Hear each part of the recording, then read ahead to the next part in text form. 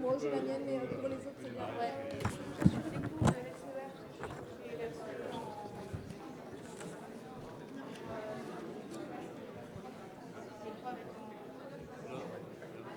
Il y a un micro-baladeur ici pour les questions du public.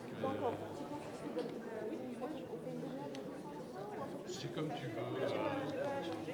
Moi, ce que j'aime bien faire, effectivement, c'est une demi-heure, mais de reprendre quand même à la fin pour laisser encore un champ de parole pour les intervenants. Ah, c'est d'accord.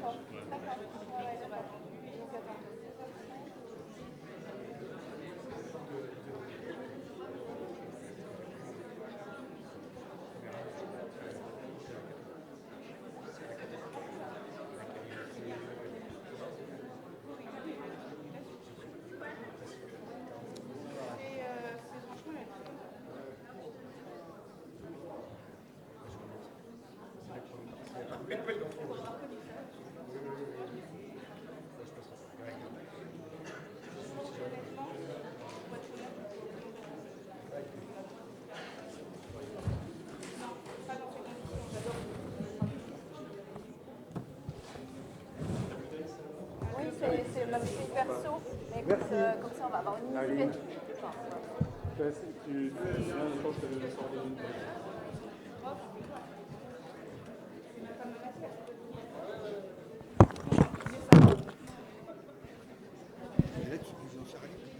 Je suis en contrat là-bas. Enfin, ouais, depuis, je suis uniquement chez eux et j'étais en pige au début et puis je suis en CDI depuis 2019. Mais moi j'ai 15 ans de carte de presse avant, j'ai fait autre chose. Voilà. Ouais, t'as connu la période. Après, juste après en fait. J'ai commencé en 2016. Ouais. J'attends le feu vert, je sais pas. Le rapport avec Ciné, c'est difficile. Avec Ciné alors, vraiment, alors c'est pour le coup, moi j'ai pas trop de. Ah oui, on n'en parle pas trop. Ouais. Je peux pas trop te dire. Parce que je connais un petit peu, parce que dans la région, on a des journalistes et des dessinateurs qui ont été très proches de l'histoire ciné. Oui. Et donc, évidemment, je les connais très bien. C'est des gens assez proches. Et parfois, c'est une histoire, c'est une histoire passionnelle. Oui, effectivement, c'était un peu complexe. Je savais que c'est un moment où j'étais pas là, je ne me suis pas penchée plus que ça sur ce sujet, quoi. C'est un peu... c'est partie des moments un peu compliqués, quoi. Ah ouais, je vois. Ouais. C'est surprenant compte tenu de la nature et de l'orientation. Alors, tant de violence. on a les bons trucs. On a les bons... On parler des battes de vie. Voilà.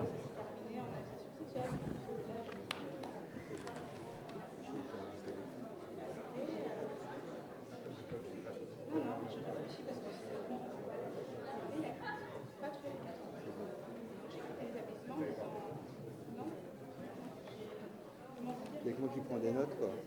C'est comme, juste ils arrivent comme ça, tranquille.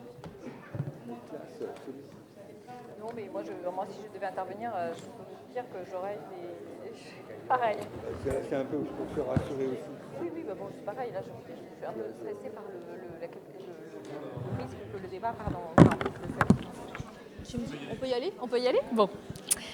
Oula, alors. Hop. Bon, bonjour à toutes et à tous. Alors, on commence pas tout de suite le débat, s'il vous plaît. Bon, très bien, on va faire après. Voilà, j'espère que tout le monde est bien installé, que vous allez bien nous entendre. Alors, bienvenue dans ce débat, donc intitulé « Peut-on parler et débattre de tout ?» Alors, c'est vrai que les débats dans notre société ou dans les médias semblent parfois aujourd'hui de plus en plus polarisés, sans nuance, dans une sorte de confusion et de violence. Alors voilà, on va se poser la question, est-ce qu'il y a encore une place pour des débats dignes de ce nom? Qu'est-ce qu'un débat digne de ce nom? Pour le sens critique, pour l'échange cordial, et est-ce qu'il y a aussi éventuellement des débats étouffés, de la censure ou même de nouvelles censures? Alors pour répondre à toutes ces questions, je vous présente Marilyn Maesso. Vous êtes philosophe, spécialiste de Camus et autrice de La petite fabrique de l'inhumain aux éditions de l'Observatoire.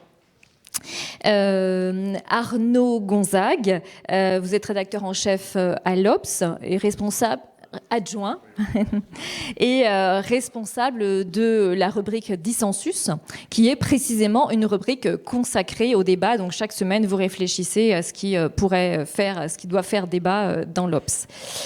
Jean-François Diana, vous êtes sémiologue, vous êtes maître de conférences en sciences de l'information et de la communication et responsable d'un master journalisme à l'université de Lorraine.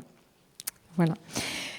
Alors, je pense commencer par une question qui peut sembler un petit peu anecdotique, mais qui peut dire aussi quelque chose de notre rapport nous-mêmes au débat. Vous, Marilyn Maesso, quand j'ai préparé ce débat que je vous ai appelé, j'ai regardé votre compte Twitter, je me suis rendu compte que, vous m'avez dit, vous aviez totalement changé votre rapport à Twitter. Il y a un moment où vous étiez très investi sur les réseaux sociaux, à vous battre numériquement, si je puis dire, à débattre sur Twitter pour faire valoir vos prises de position. Et puis, vous avez réalisé que ce n'était pas forcément l'endroit ou la manière, je ne sais pas, de pouvoir faire passer vos idées. Et aujourd'hui, vous avez un rapport totalement différent à Twitter. Alors, au-delà de l'anecdote, ça dit peut-être quelque chose aussi aujourd'hui de la place du débat sur les réseaux sociaux. Et voilà, pourquoi ce changement dans votre rapport à Twitter? Alors, prenez chacun un micro, peut-être.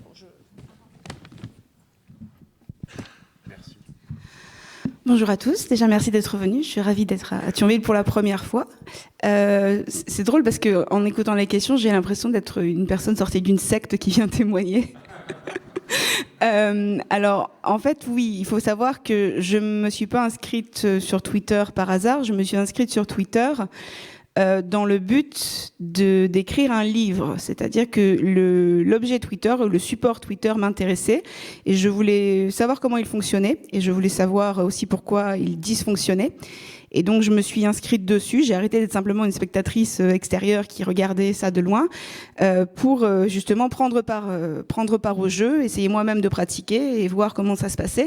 Parce que le point de départ de ma réflexion, c'était quand on regarde l'objet lui-même Twitter, le réseau social, c'est un réseau où n'importe qui peut s'inscrire, n'importe qui peut prendre la parole comme il veut, participer à tous les débats, toutes les discussions, avec des formats courts. En plus, à l'époque, c'était 140 caractères et maintenant 50 caractères. Voilà, et ça a été multiplié par 2 je crois aujourd'hui.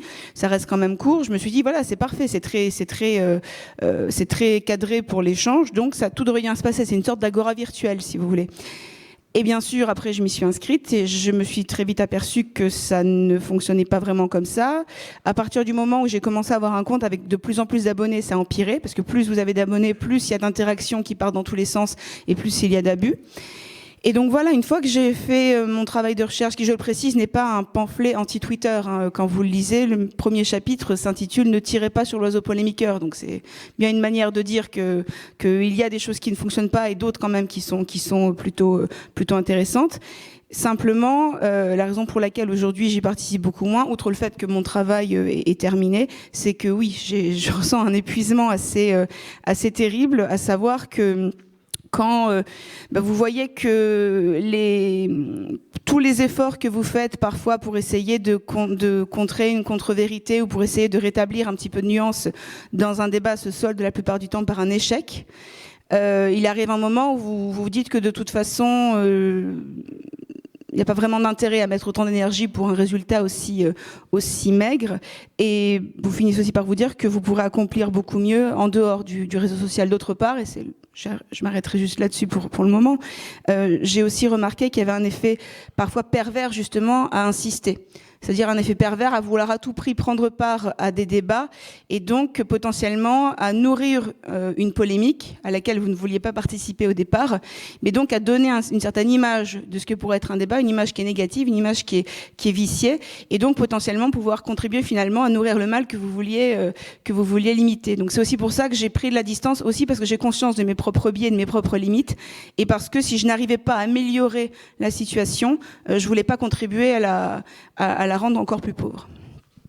Qu'est-ce qui fait qu'il y a d'une certaine manière une sorte de camp contre camp qui se crée parfois? Vous me disiez parfois les gens adoptent les mêmes formulations. Il y a une forme de répartition par groupe, oui, par camp qui se fait sur certains sujets, précisément sur les réseaux sociaux. Alors je pense qu'il y a plusieurs facteurs. On peut pas le réduire à un seul facteur. Et puis il faut aussi comprendre, je pense en tout cas, c'est juste mon point de vue, mais que c'est pas propre à Twitter. Souvent on parle de twitterisation des esprits, comme si Twitter avait inventé une nouvelle forme de maladie. En réalité, je pense, en tout cas c'est ce que mon observation m'a donné à voir, que Twitter ne fait qu'exacerber des comportements, des réalités qui existent en dehors de Twitter et qui lui sont bien antérieures. Ce que vous décrivez là, c'est des phénomènes qu'on trouve déjà par exemple dans ce qu'on appelle par exemple l'effet de groupe, le besoin de se sentir appartenir à un groupe, la peur viscérale à l'inverse de s'en retrouver exclu. Et donc l'une des meilleures manières, ou des manières en tout cas les plus efficaces de se sentir appartenir à un groupe et de se sentir validé par ce groupe, c'est d'en adopter les mœurs. Et donc les mœurs, ça veut dire les comportements, ça veut dire les tournures de phrases. Si vous voulez, c'est des signaux en fait. C'est pas des phrases qui servent à signifier un contenu, à avoir un sens. C'est des phrases, des tournures de phrases qui servent à signifier une appartenance. Finalement, c'est pas le quand vous lisez un tweet justement, vous avez telle tournure de phrase que vous avez lu dans plein de tweets avant. L'objectif, c'est pas de transmettre un message, et donc c'est pas tellement le contenu du tweet en lui-même qui est important. L'objectif, c'est de dire, en écrivant ça, je m'identifie comme appartenant à tel courant, comme appartenant à quel camp. Donc ça, c'est, si vous voulez, c'est une dimension qui en soi, encore une fois, n'a pas été inventée par les réseaux sociaux. Elle a été importée depuis plein d'autres milieux dans le monde réel, comme on dit, sur les réseaux sociaux. Le seul inconvénient, c'est que sur les réseaux sociaux, ça devient viral. Ça prend une ampleur qui est disproportionnée par rapport à celle qu'elle peut prendre dans des petits groupes dans le monde réel, quoi. Jean-François Diana, vous avez étudié aussi cela, vous avez un observatoire du web, vous avez pu constater aussi cette manière de fonctionner en groupe et d'exacerbation du débat via les réseaux sociaux. Oui, pour aller dans le sens de ce qui a été dit et de ce qui me semble était l'objet du débat précédent, on s'est très vite aperçu dans notre labo, dans notre centre de recherche, qu'il fallait vraiment travailler, faire une veille à la fois sur la technologie, sur la science, sur la fabrication de l'information et aussi sur les modes de diffusion de l'information. Et très vite, on s'est rendu compte que le laboratoire et que la zone d'observation privilégiée étaient les réseaux sociaux numériques. Et alors, on ne peut pas vraiment, évidemment développer ici parce qu'il faudrait beaucoup de temps, mais simplement, ce qu'on a appris à faire, c'est à distinguer les choses. C'est-à-dire que quand dans l'intitulé du débat, c'est est-ce qu'on peut parler de tout, aujourd'hui, on peut en faire l'expérience, par exemple. On peut essayer de jouer avec les limites, mais c'est une question à la fois de contenu, de parole. Alors, soit on prend une parole lumineuse ou une parole sombre, c'est-à-dire une parole qui relie ou une parole qui divise, une parole qui agresse ou une parole qui regroupe, qui fédère, et puis à la technologie que vous évoquiez, qui était justement l'idée que c'est moins la technologie qui pose problème que l'usage qu'on en fait, parce qu'on peut aussi se rendre compte que Twitter peut être un formidable outil d'information alternatif, et beaucoup de collectifs de journalistes s'emparent de Twitter pour donner une information qu'on ne peut pas trouver dans les réseaux traditionnels. Donc tout dépend de l'usage qu'on en fait, et aussi la mobilisation qu'on fait de cette technologie. Donc il y a vraiment à chercher la bonne zone d'observation pour savoir pour éviter de diaboliser de manière, et vous l'avez très bien dit, de diaboliser la technologie qui permet justement de communiquer, de diffuser de l'information, et qui, sous couvert d'anonymat, sous couvert de spontanéité, sous couvert d'immédiateté, fait qu'on a un langage qui est extrêmement abusif, voire blessant. Ouais. Arnaud Conzac, vous, toutes les semaines, alors, parce que les débats, bien sûr, Twitter est un support du débat, et le débat, heureusement, n'a pas lieu que sur Twitter. Et d'ailleurs, on pourra se poser plus généralement la question de quelles sont les conditions de possibilité d'un débat qui soit constructif, intéressant. Et c'est les questions que vous vous posez chaque semaine pour l'Obs. Comment vous arbitrez, comment vous choisissez donc je rappelle, la rubrique dissensus, c'est deux personnes qui n'ont pas le même point de vue, qui s'opposent. Vous les interviewez chacun séparément. Comment ça se passe? Comment vous choisissez les thèmes? Alors, chaque semaine, effectivement, c'est une question d'actualité qui n'est pas traitée dans un grand format, dans ce qu'on appelle un grand format, une grande enquête de l'Obs de cette semaine. C'est une manière d'en parler de manière un peu rapide, sur des points de vue, évidemment, et plus ils sont discordants, et plus c'est intéressant. Parce que si c'est des choses sur lesquelles on est tous d'accord, est-ce que Vladimir Poutine est sympathique? C'est pas intéressant, parce que vous n'allez pas trop... Enfin, ceux qui diront oui, vous n'avez pas trop envie de leur parler. Toute la question est là, en fait. C'est-à-dire que vous avez, d'une part, cette idée que qu'est-ce qui va intéresser? Le robinet d'eau tiède n'intéresse pas, mais attention, en face, si vous êtes aussi, vous mettez des courants électriques très très forts l'un l'autre, vous allez aussi créer des choses qui peuvent être très embêtantes. Et chaque semaine, moi j'ai dans la tête ce qu'on appelle la fenêtre d'Overton. Je ne sais pas si vous savez ce que c'est, la fenêtre d'Overton. Joseph P. Overton, c'était un type qui est mort il y a une vingtaine d'années, c'était un lobbyiste américain qui avait compris quelque chose, qui avait conceptualisé quelque chose, c'est que donc la fenêtre, c'est la chose dont on a le droit de débattre. À partir du moment où une notion, une idée arrive dans le débat et vous avez le droit d'en débattre, c'est gagné en partie pour cette idée. Ça ne veut pas dire qu'elle sera considérée comme acceptable. Mais en tout cas, elle a gagné un cran. Je vous donne un exemple. Si demain, en une de l'Obs ou en une des pages dissensus, je mets comme question, c'est une question, ça a l'air neutre, c'est évidemment pas neutre, est-ce qu'il y a trop de juifs dans les médias? Vous imaginez bien que la question, elle porte un sens très lourd. La fenêtre d'Overton, on voit très bien ce que ça veut dire. Dans un genre un tout petit peu moins violent, mais pas tellement. Est-ce que le grand remplacement est une réalité? Ou même, est-ce que le grand remplacement est un mensonge? À partir du moment où vous mettez grand remplacement, donc vous savez cette théorie selon laquelle les populations d'Afrique sont en train de remplacer les Français de souche, etc., parce qu'il y a un complot mondialiste pour remplacer les populations, bon, une théorie d'extrême droite. À partir du moment où vous posez la question, même si évidemment vous aurez des gens qui disent non, c'est absolument faux, ça n'est pas vrai, etc., vous avez déjà voulu lui donner une légitimité. Donc ça, c'est une responsabilité dont on est investi, ce qui ne veut pas dire qu'on censure.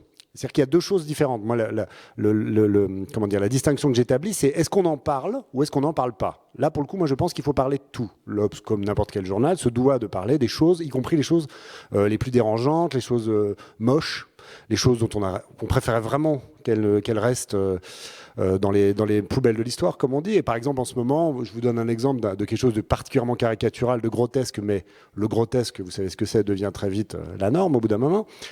C'est cette rumeur sur laquelle, vous savez, Pierre Palmade aurait consommé du sang de jeunes enfants, parce que les jeunes enfants, dans des fermes tenues, en général, par, vous savez, des francs-maçons et des juifs, en général, il y a toujours comme ça, torturent des enfants qui produisent une hormone, et cette hormone vous donne une espèce de cocaïne naturelle. Bon, on est vraiment dans quelque chose de complotiste, de grotesque, on est d'accord. Il n'empêche qu'on en parle, que les réseaux sociaux en parlent, que chez Cyril Hanouna, on en a parlé. Qu'est-ce qu'on fait là quand on est journaliste dans un journal responsable comme l'Obs? Est-ce qu'on en parle, est-ce qu'on n'en parle pas? Moi, je fais partie de ceux, ça ne serait pas forcément le cas de toute la rédaction, mais je fais partie de ceux qui disent oui, on en parle. On enquête, en revanche. En revanche, est-ce qu'on débat là-dessus? Non, pas de débat. Le débat, c'est à partir du moment où on fait un débat, on est entre des personnes de bonne composition, comme on dit. Des gens responsables, y compris des gens responsables dont on ne partage pas les options. Par exemple, dans l'Obs, dans les pages dissensus que je coordonne, on a fait parler des économistes hyper-libéraux, ultra-libéraux, qui disent que le travail coûte trop cher. Ce n'est pas les options économiques de l'Obs. Enfin, c'est un discours qui est acceptable. Y compris, par exemple, à un moment, on se disait, une des questions, c'était est-ce qu'il faut abattre plus d'ours? Il y a deux manières de répondre. Vous savez, dans les Pyrénées, parce qu'évidemment, une partie des agriculteurs locaux et des gens du coin voudraient abattre plus les ours. Il y a deux manières de répondre à cette question. Soit vous tendez le micro à quelqu'un qui dit « il y en a ras-le-bol, et moi je vais aller avec mon fusil, je vais aller leur tirer dessus, et je ferai justice moi-même ». Ça, c'est un discours qu'on peut entendre dans une enquête sur les ours.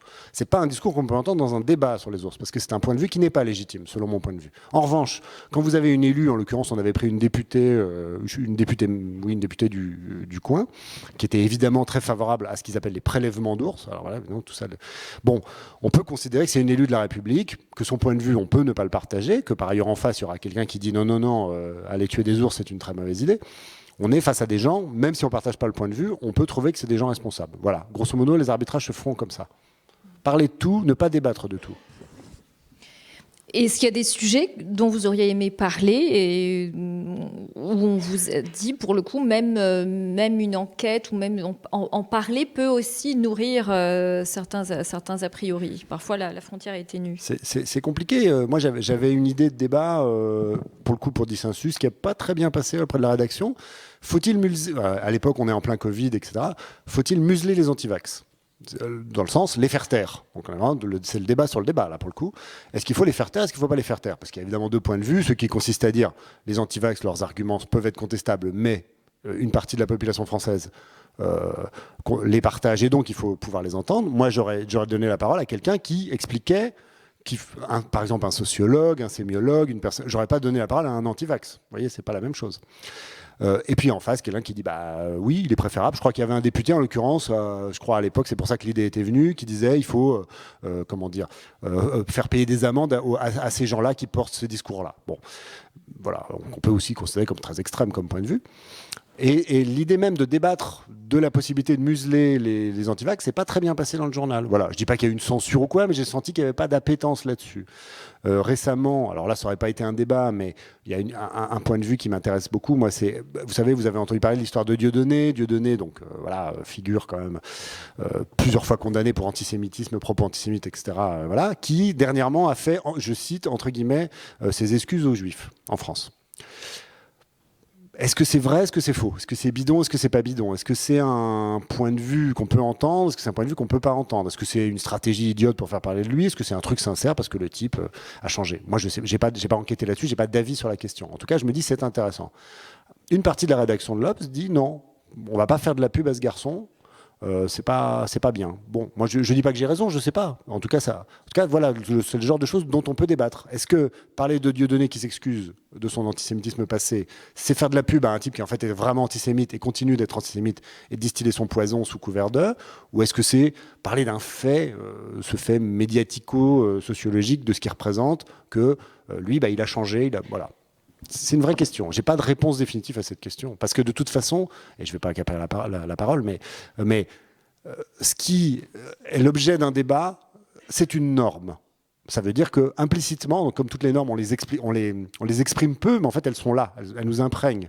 Spontanément, en 2023, il y a des choses qui sont des normes, des choses dont on ne débat pas. Aujourd'hui, c'est l'exemple que j'avais donné alors quand on s'était parlé.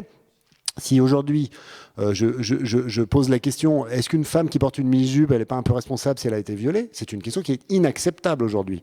Dans les années 80, 90, c'est pas dit qu'elle était inacceptable, la question. Elle suscitait l'indignation. N'empêche qu'il y avait une acceptabilité sociale sur cette question. Aujourd'hui, elle est devenue inacceptable. Je pense que c'est une très bonne chose qu'elle soit devenue inacceptable. Donc c'est des normes.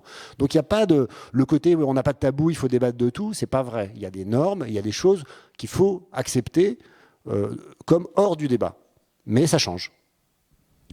Marine Maesso, peut-être une réaction à ce périmètre du débat?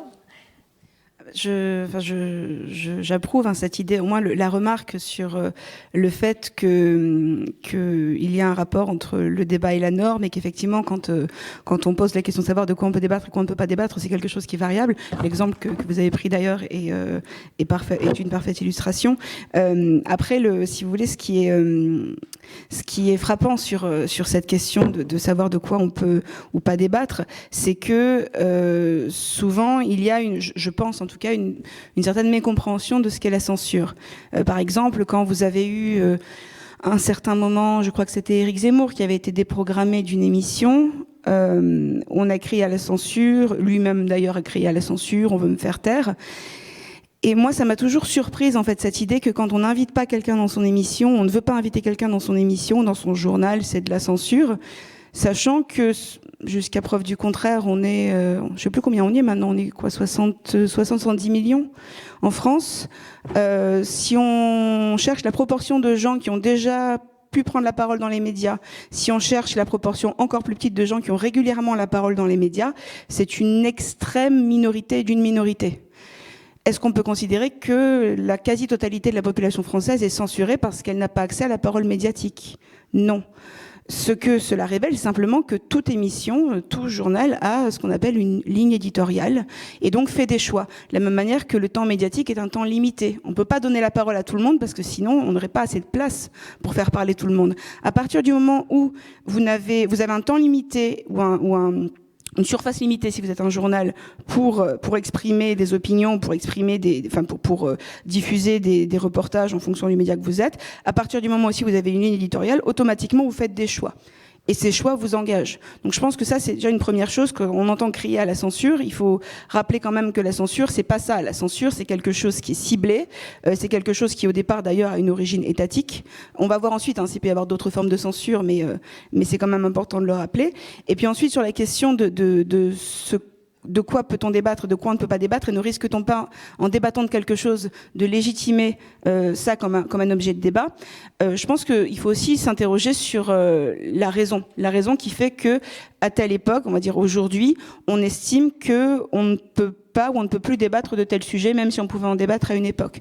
Et il me semble qu'aujourd'hui, l'une des limites qui s'impose, alors peut-être pas chez tout le monde, mais en tout cas, je pense que c'est le cas chez l'Obs et chez peut-être une majorité de médias, c'est une limite qui est déjà une limite de la liberté d'expression, en fait. Dans la loi, la liberté d'expression n'est pas absolue. La liberté d'expression, et ça pour le coup c'est une vision assez libérale au sens politique, pas économique du terme. Quand on dit ma liberté s'arrête là où commence celle des autres, eh bien ma liberté d'expression s'arrête là où la liberté des autres à pouvoir vivre sans que leur vie, leur sécurité soit mise en danger commence. Donc par exemple, un débat comme celui que vous avez suggéré, celui que vous avez évoqué comme un contre-exemple, pardon, j'imagine bien qu'à l'Aube, ça ne passera jamais encore heureux. On parlerait par exemple de savoir, s'il y a trop de juifs dans les médias, et la question se pose, sur les réseaux sociaux, certains en discutent, ou on parlerait sérieusement de la théorie du grand remplacement comme étant une théorie scientifique qui se défend. La raison pour laquelle ces opinions-là sont estimées comme ne pouvant pas faire l'objet d'un débat, c'est pas arbitraire en fait, c'est pas parce que je l'ai décidé, parce que c'est ma sensibilité c'est parce qu'il y a une raison objective ce sont des théories dont, de manière démontrée, on sait qu'elles mettent en danger la vie des gens. Le grand remplacement, il ne faut pas oublier que c'est une théorie qu'on a retrouvée dans un certain nombre de manifestes de terroristes, de suprémacistes blancs, que ce soit aux États-Unis, ou à Buffalo récemment, ou que ce soit en Nouvelle-Zélande, le terroriste qui a commis l'attentat de Christchurch citait cette théorie dans son manifeste. Donc ça, c'est une manière de prendre conscience du fait que les idées ne sont pas forcément que des idées. Et ça, pour le coup, la camusienne que je suis est sensible, puisque c'est Camus qui disait « On ne pense pas mal parce qu'on est un meurtrier, on est un meurtrier parce qu'on pense mal ». C'est ainsi qu'on peut qu'on peut être un meurtrier sans avoir jamais tué quelqu'un au sens le plus propre du terme. Autrement dit, lorsqu'on diffuse une théorie ou une thèse qui consiste à dire que un groupe de personnes a pour objectif de venir vous envahir, de venir détruire votre culture, de venir tout vous prendre, voire de venir vous exterminer. Je rappelle, puisqu'on parlait de lui, que dans le discours à la Convention de la droite pour laquelle Éric Zemmour a été condamné, puis à nouveau je crois que le procès est en cours parce qu'il avait fait appel, c'est le terme qu'il employait. Il parlait de génocide des Blancs catholiques par ces populations censées incarner le grand remplacement. Bon, quand vous savez que ces idées-là, elles ont pour objectif de transformer tout un groupe de population en une menace qu'il est donc légitime de vouloir étouffer. Je rappelle que c'est exactement ce qu'on trouve dans la propagande nazie vis-à-vis des Juifs. C'est les Juifs, c'est de la vermine qui viendra vous exterminer si vous ne les exterminez pas en premier. Donc les attaquer, c'est pas un crime monstrueux qu'on appelle aujourd'hui un crime contre l'humanité, c'est de l'autodéfense.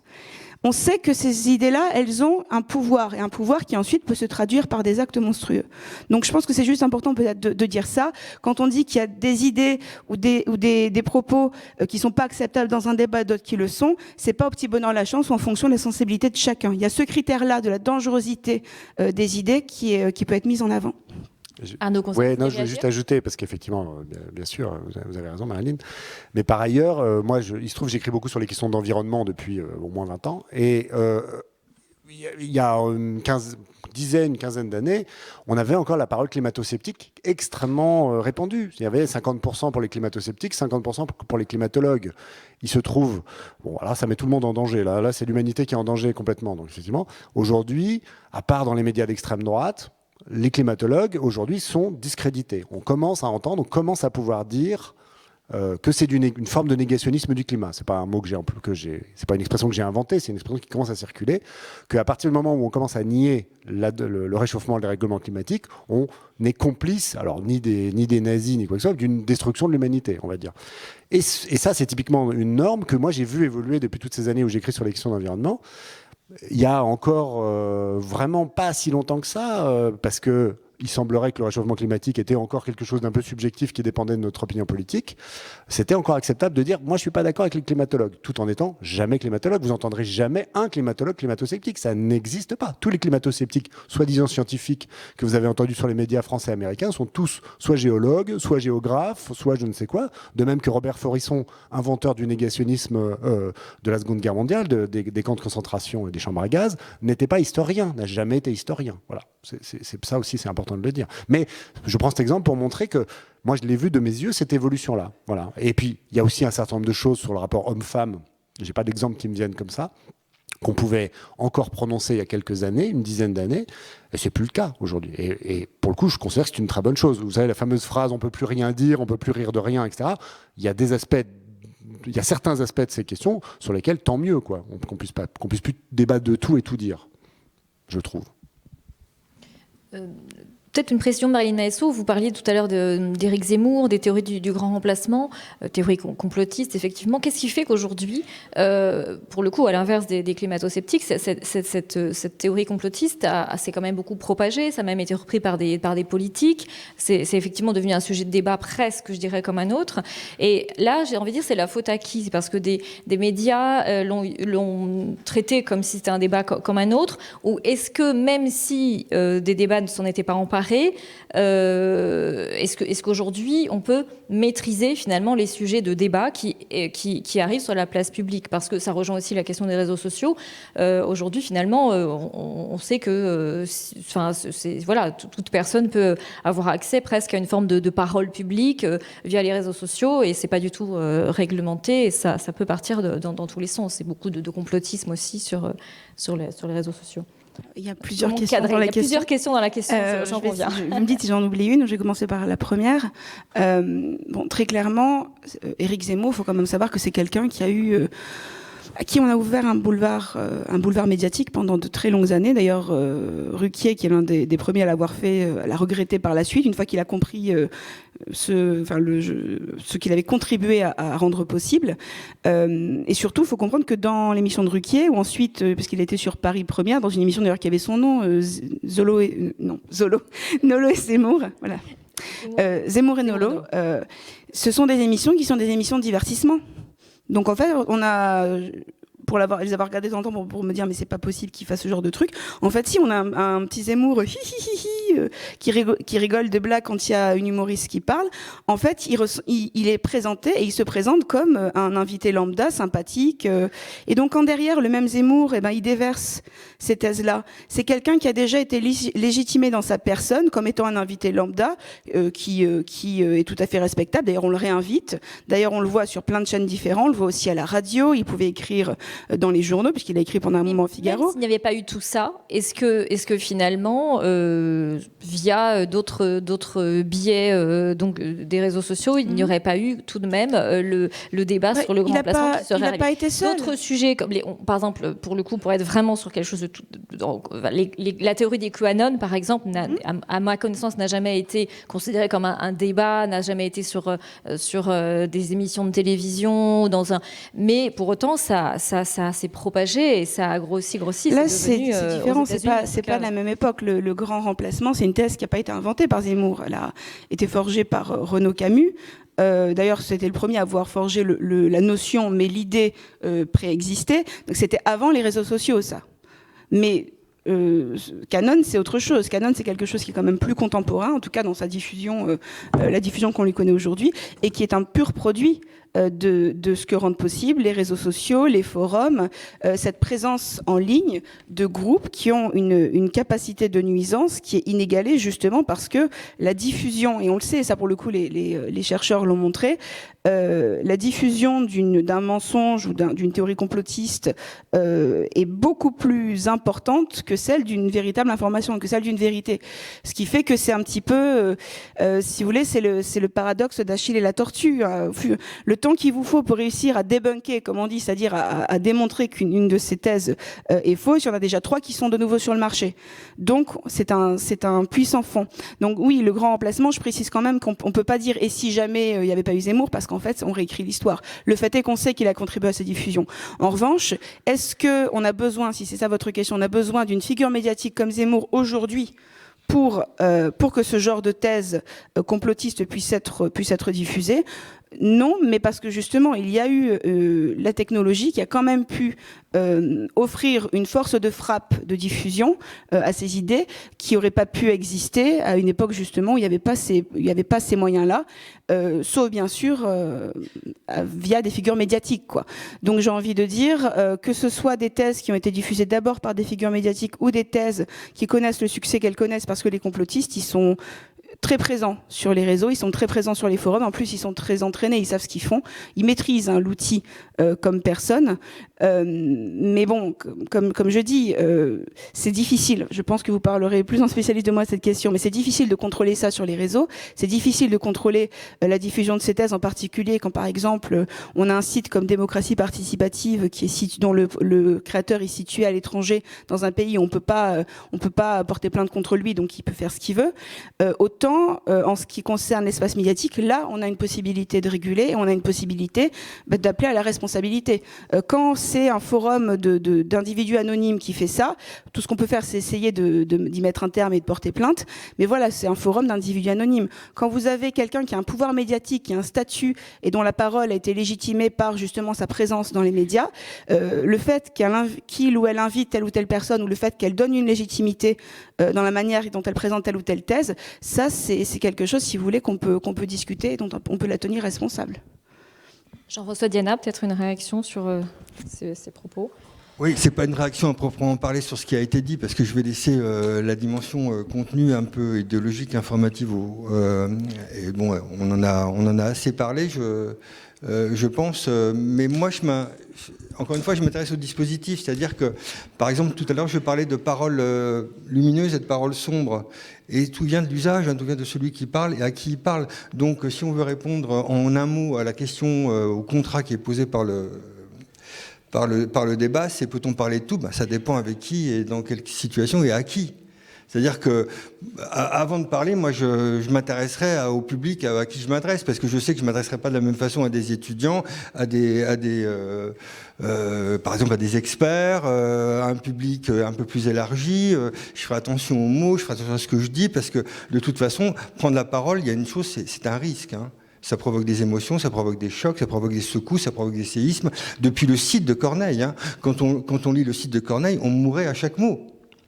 Je veux dire, on employait un mot, on se battait en duel et on mourait pour ça. Donc c'est pas nouveau la violence, c'est pas nouveau depuis 58, depuis la Ve République. Je veux dire, la violence verbale dans l'Assemblée, c'est absolument pas nouveau. Simplement, les procédés ont changé. Parce qu'avant, c'était dans les ordres de la République. Maintenant, c'est tout le monde. Et là où je peux discuter, enfin, on peut échanger, où il y a des choses qui peuvent se connecter, c'est qu'il n'y a pas une parole médiatique, il y a une parole médiatisée. C'est-à-dire que la parole en direct intersubjective existe de moins en moins. Le rapport qu'on a au monde est un rapport médiatisé par le biais d'une technologie qui, depuis Aristote, est une technologie manipulatoire. Donc on sait qu'on se fait manipuler. Et si on travaille, nous, avec les journalistes, ou on forme des journalistes, eh bien, évidemment, il y a des règles de base, parce que la parole va au-delà de la parole médiatique et de la parole journalistique. Il y a la parole de l'enseignant, par exemple. Il y a la parole du médecin. La question du care, elle est très importante. Peut-on tout dire, etc., etc. Et notamment, parmi les règles, il y a s'assurer que les sources sont bonnes, croiser les sources. Et il y a un troisième critère qu'on oublie assez souvent, c'est laisser la liberté de l'interprétation au public. C'est-à-dire qu'on n'invective pas le public. On ne lui donne pas une consigne quand on informe. On lui donne un espace d'interprétation qui il est prêt ou pas à comprendre, il est prêt ou pas à se l'approprier, parce que l'appropriation, c'est bien la réception plus la compréhension. Donc, vous voyez, hein, c'est une question de règles, de dispositifs, et c'est une question de limites. Et par exemple, si, voilà, je vais me laisser aller à prendre un exemple un peu plus contemporain, qui est l'exemple de l'Assemblée nationale, du débat qui a eu lieu. Bon, on se plaignait du fait qu'il n'y avait pas de débat parce qu'il y avait des invectives, hein, il faut connaître l'histoire, il y avait déjà des invectives, il y avait déjà de la cruauté dans les paroles, il y avait déjà de l'humiliation, c'est-à-dire de la parole sombre, de la parole qui divise. Simplement, ce qu'il y a de plus à cette époque, à notre époque de pathologie de communication, comme on l'appelle, c'est une époque où je suis sûr qu'ici, il y a même parmi vous des gens qui sont sur leur téléphone. C'est normal. Non, mais c'est normal, parce qu'on vit dans un monde précipité, je veux dire, on a dans un monde impatient. Je ne vais pas vous en vouloir, hein, je ne vous fais pas la morale, il n'y a pas de problème. Mais les députés le font. Et ils le font non seulement, mais aussi c'est parce qu'ils n'ont pas les règles des sciences politiques, parce que les nouveaux députés, par exemple, sont des activistes que des hommes politiques ou des femmes politiques. C'est-à-dire le recul, on est plus dans l'activité qui fait qu'il manque de règles. De tout temps, on avait déjà essayé, est-ce que c'était pas un politique mais de manière plus généralisée comme ça, ça vous voulez dire que les politiques sont plus engagés aujourd'hui, plus militants? Non, ils sont plus activistes, ils sont encore activistes. Donc quel sens vous donnez au mot activiste? C'est-à-dire qu'il manque sans doute d'un peu de science politique. Voilà. Et parmi la science politique, c'est savoir écouter, accepter par exemple la controverse, c'est prendre du recul, c'est garder son sang-froid, on n'a pas tendance à... C'est avoir un discours constructif, c'est pas être dans l'invective en permanence, qui correspond justement à cette parole sombre que j'évoquais. Donc, encore une fois, une des réponses, c'est on peut parler de tout, mais ça dépend. Il y a plusieurs choses, hein. Parce qu'on prend un risque. Hein. Chacun de nous prenons un risque quand on prend la parole, le risque de ne pas être compris déjà. Hein. On demandera au public après. Le risque d'être ennuyeux. Hein. Et il y a aussi l'idée, c'est de dire les règles.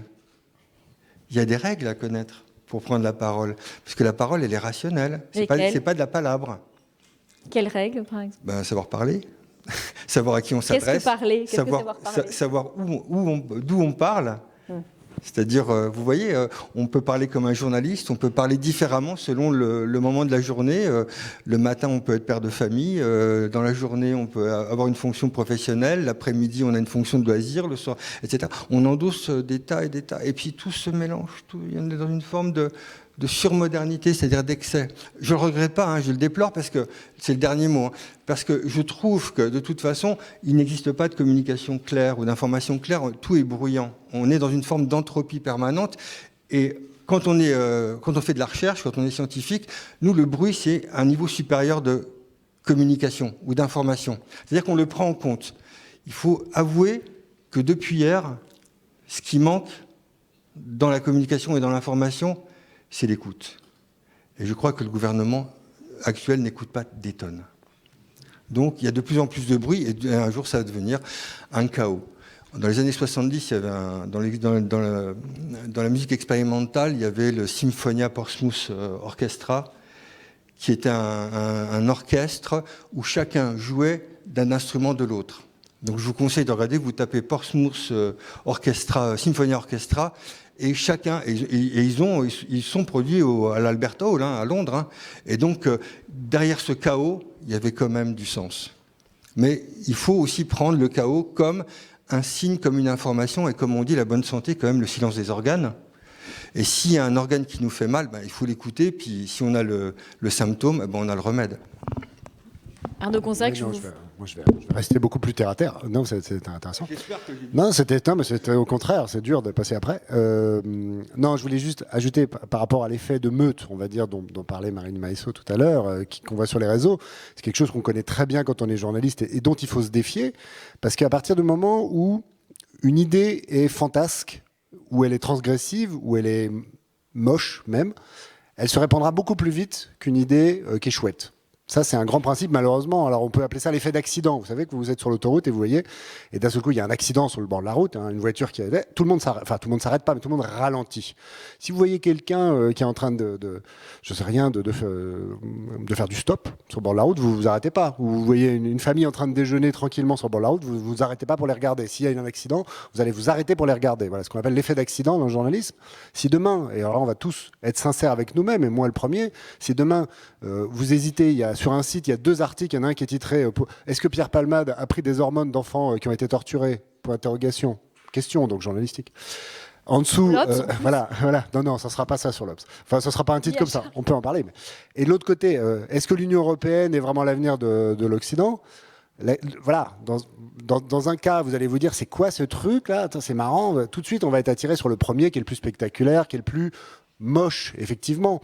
Donc, il y a aussi une chose dont il faut se défier, c'est qu'il y a une différence, je pense, et j'espère en tout cas, entre répandre une idée et puis y adhérer. Je pense qu'il y a beaucoup de gens qui vont aller regarder ces histoires dont je vous parle, les QAnon, avec des histoires de sectes élitistes, mondialistes qui violeraient des enfants ou que sais-je dans des fermes spécialisées, enfin des choses absurdes.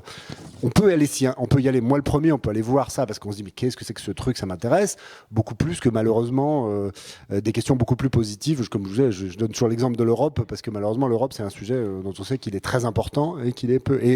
Moi qui écris sur les questions d'environnement, je peux vous dire qu'on peut écrire sur les questions très importantes d'environnement et ne pas avoir énormément de lecteurs. Donc il y a une différence, je pense, à faire et à établir et qui est importante entre la diffusion d'une idée et l'adhésion d'une idée, à une idée. Mais plus elle se diffuse, plus il y a d'adhérents, par définition. Hein. C'est vrai aussi. Marlene Maestro, vous vouliez réagir? Et ça c'est un phénomène... Ça marche? Vous m'entendez? Oui. Ça, c'est un phénomène d'ailleurs qui a été compris et qui est utilisé sur les réseaux sociaux à travers les hashtags. Je ne sais pas si vous... Les hashtags, vous savez, c'est l'utilisation du dièse pour le mot-clé qu'on met sur les réseaux dessus, sociaux. Il y en a toute l'utilisation du hashtag qui déroule. Et vous avez donc un endroit sur Twitter, à droite, où vous avez la série des hashtags les plus retweetés ou les plus utilisés, les plus employés du jour.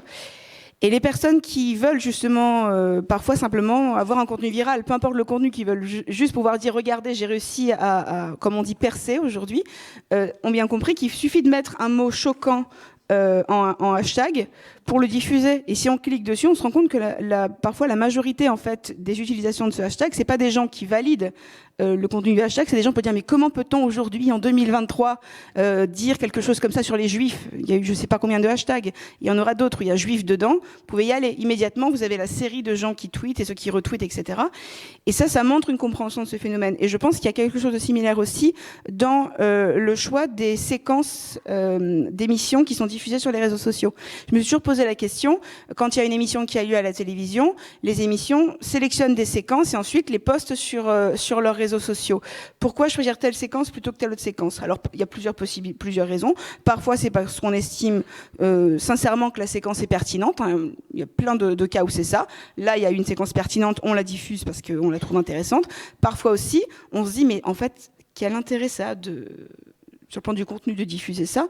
Et on se rend compte, vraiment au hasard, je pense à l'émission de Monsieur Hanouna. Pourquoi diffuser ça? Parce que sur le plan du contenu, ça n'a pas vraiment d'intérêt, parce que justement, l'objectif, c'est pas le contenu, c'est que la séquence est tellement choquante, parce qu'on va avoir deux individus qui s'insultent, ou un individu qui dit quelque chose qui tombe sous le coup de la loi, voilà, quelque chose qui forcément va faire que les gens vont s'indigner. On sait pertinemment que cette séquence va être retweetée un nombre incalculable de fois, à la fois par les gens les spectateurs qui ont trouvé ça amusant ou qui ont adhéré, mais surtout par ceux qui veulent s'en indigner. Et je pense que ça, c'est un phénomène dont on ne prend pas suffisamment conscience parce que justement, c'est un phénomène qui parie sur la spontanéité de la colère. C'est je vois le truc, je réfléchis pas, voilà, j'ai envie de dire ce que j'en pense. C'est un peu désespérant ce que vous dites tous les deux parce qu'il y a ce côté, finalement, on surfe sur une espèce de penchant naturel de l'être humain, d'être un peu soit voyeuriste, soit être intéressé par ce qui est le plus radical et on est nourri aussi, donc c'est un cercle vicieux. Mais je pense que le fait même qu'on en parle n'est pas désespérant pour le coup parce qu'à partir du moment où on en prend conscience, on peut agir dessus. Effectivement. Bon, là sur ces questions-là, effectivement, il y a une équipe chez nous qui a travaillé sur les discours de haine et sur les fake news, sur les infox. Donc les résultats ont été publiés et c'est sur des approches qui comparent plusieurs pays. Mais ce que je veux dire surtout à ce niveau-là, c'est que il faut s'entendre sur le concept de l'information et de la rumeur, etc. La rumeur, je crois qu'un de ceux qui l'a mieux défini, c'est Edgar Morin. Bon, qui est encore là, et heureusement. Edgar Morin, globalement, il dit que la source soit imaginaire ou réelle, c'est la force de la propagation et de la répétition qui va l'objectiver. C'est-à-dire qu'il va lui donner une réalité. C'est pas le contenu de l'information. Il parle de la rumeur d'Orléans, en l'occurrence. Hein, alors, il est parti de la rumeur d'Orléans, effectivement, et ça a été repris, et il y a d'autres chercheurs qui sont travaillés sur laquelle elle est quand même rigolote, parce qu'on voit... Enfin, elle est rigolote, non, elle est sordide, mais elle est... on a eu la même ici, vous inquiétez pas. Ouais. Ah oui, c'est vrai, il y a eu la même à Thionville. Même en province, bien sûr. C'est vrai. Peut-être 2 mots sur la rumeur d'Orléans. La rumeur d'Orléans, c'était, dans mon souvenir, cette rumeur qui avait couru, sur laquelle des femmes allaient dans des magasins de vêtements, allaient dans les cabines d'essayage, il y avait une espèce de trappe, et elles tombaient dans un trou, et elles étaient enlevées par des juifs. Par des juifs, c'est encore. Moi, j'avais la version enlevée par des arabes. Vous voyez, des arabes, c'est un peu changé. Parce que c'est un peu. Et cette rumeur s'est diffusée à Orléans. Alors pourquoi Orléans? Parce que c'était à Orléans que ça s'était censé s'être passé. Ah ouais. Oui, vous en rigolez en fait, mais c'est bien d'en rigoler. Il vaut mieux en rigoler. C'est dingue. Mais l'idée de la trappe, ça, elle est étonnante. Mais ce que montre Edgar Morin, je ne veux pas vous prendre la parole. Mais ce qui est fascinant, c'est que à quel point ça s'est répandu dans des sphères. Il n'y avait pas de réseaux sociaux et compagnie à l'époque. Ça s'est répandu dans des sphères, y compris des sphères de gens qui ont fait des études, etc. Non pas que forcément qu'ils y adhéraient, encore une fois, c'est ça qui est compliqué. Mais c'était là. C'était une rumeur parmi d'autres. Y compris de dire c'est n'importe quoi, on en parle et je vous l'ai décrit, c'est déjà, non pas y adhérer, mais y contribuer.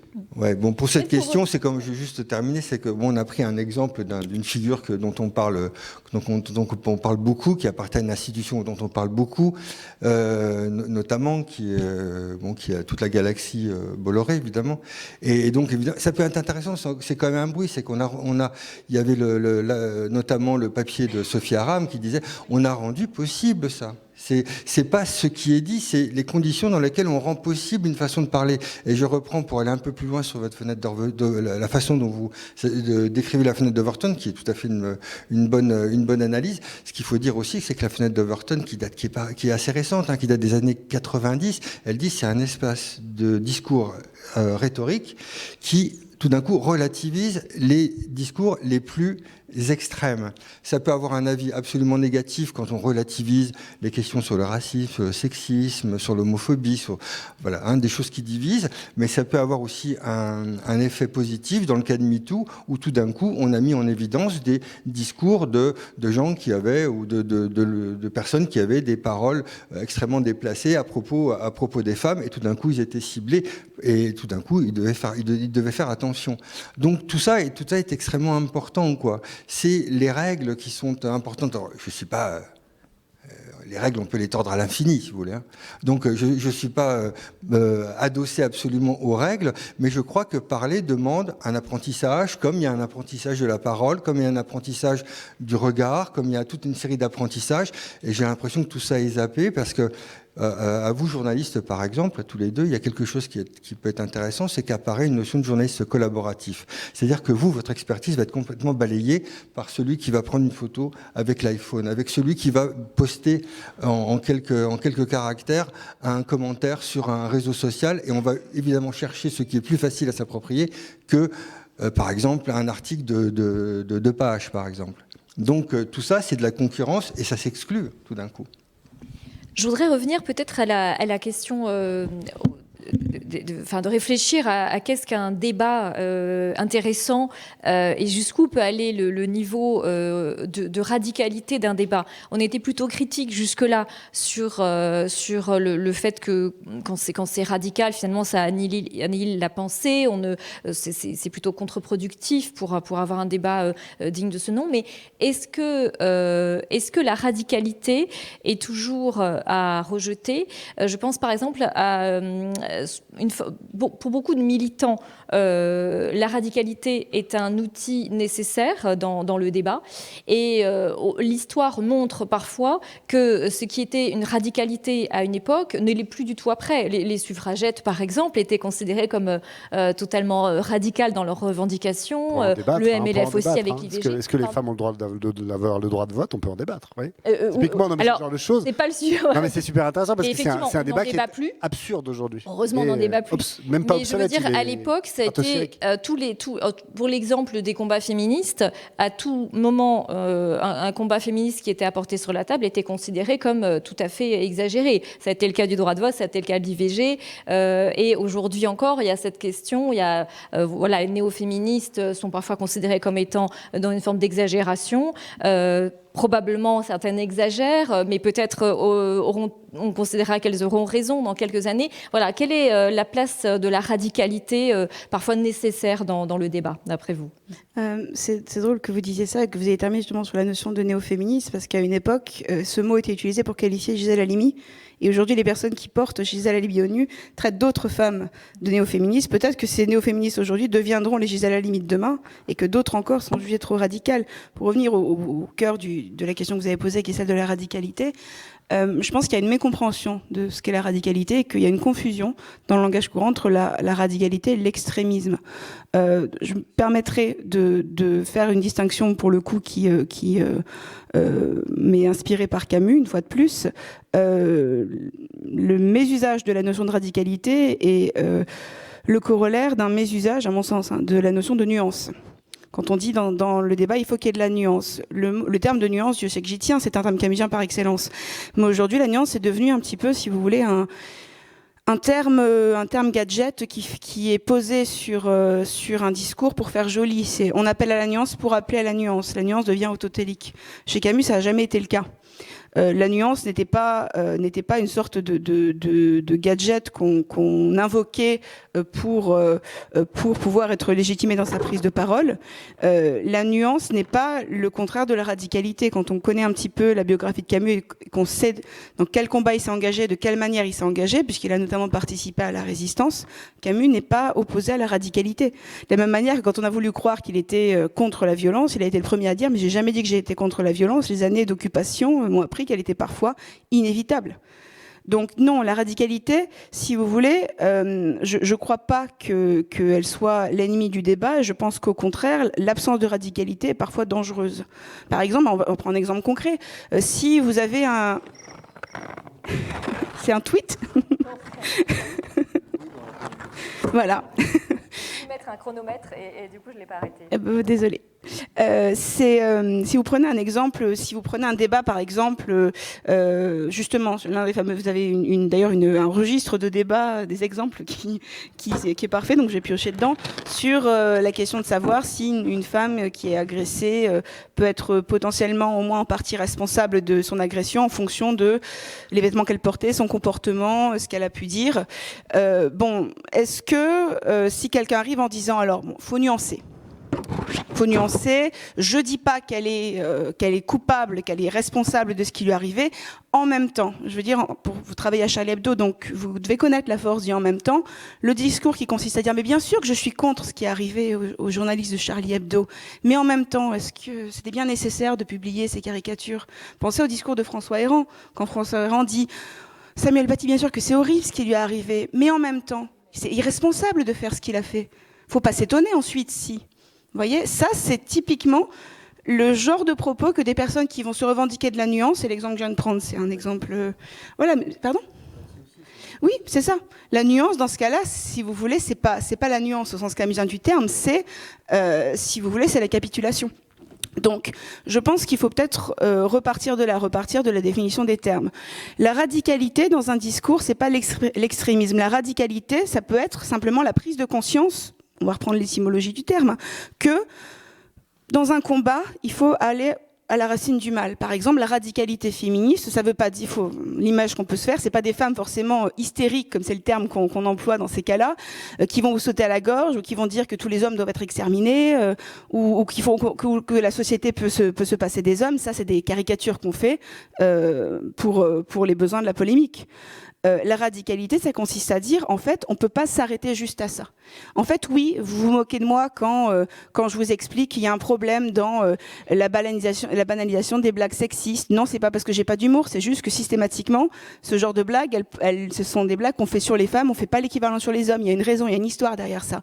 Quand on dit que les femmes vont trop loin, ou qu'elles pinaillent trop, que les féministes en demandent trop, etc., on oublie justement que la radicalité de leur combat est rendue nécessaire par la radicalité du mal qu'elles combattent. C'est-à-dire que quand vous avez un problème de société qui a des ramifications dans toutes les dimensions de la société, dans tous les milieux de la société, et qui a parfois si vous voulez, qui peut commencer par des petites choses qui paraissent parfaitement anodines et qui semblent n'avoir aucun rapport avec le problème, vous êtes obligé d'être radical. L'extrémisme, c'est autre chose. L'extrémisme, j'ai envie de dire que si vous voulez que l'extrémisme est à la radicalité, ce que la capitulation est à la nuance, en fait, de ce point de vue-là.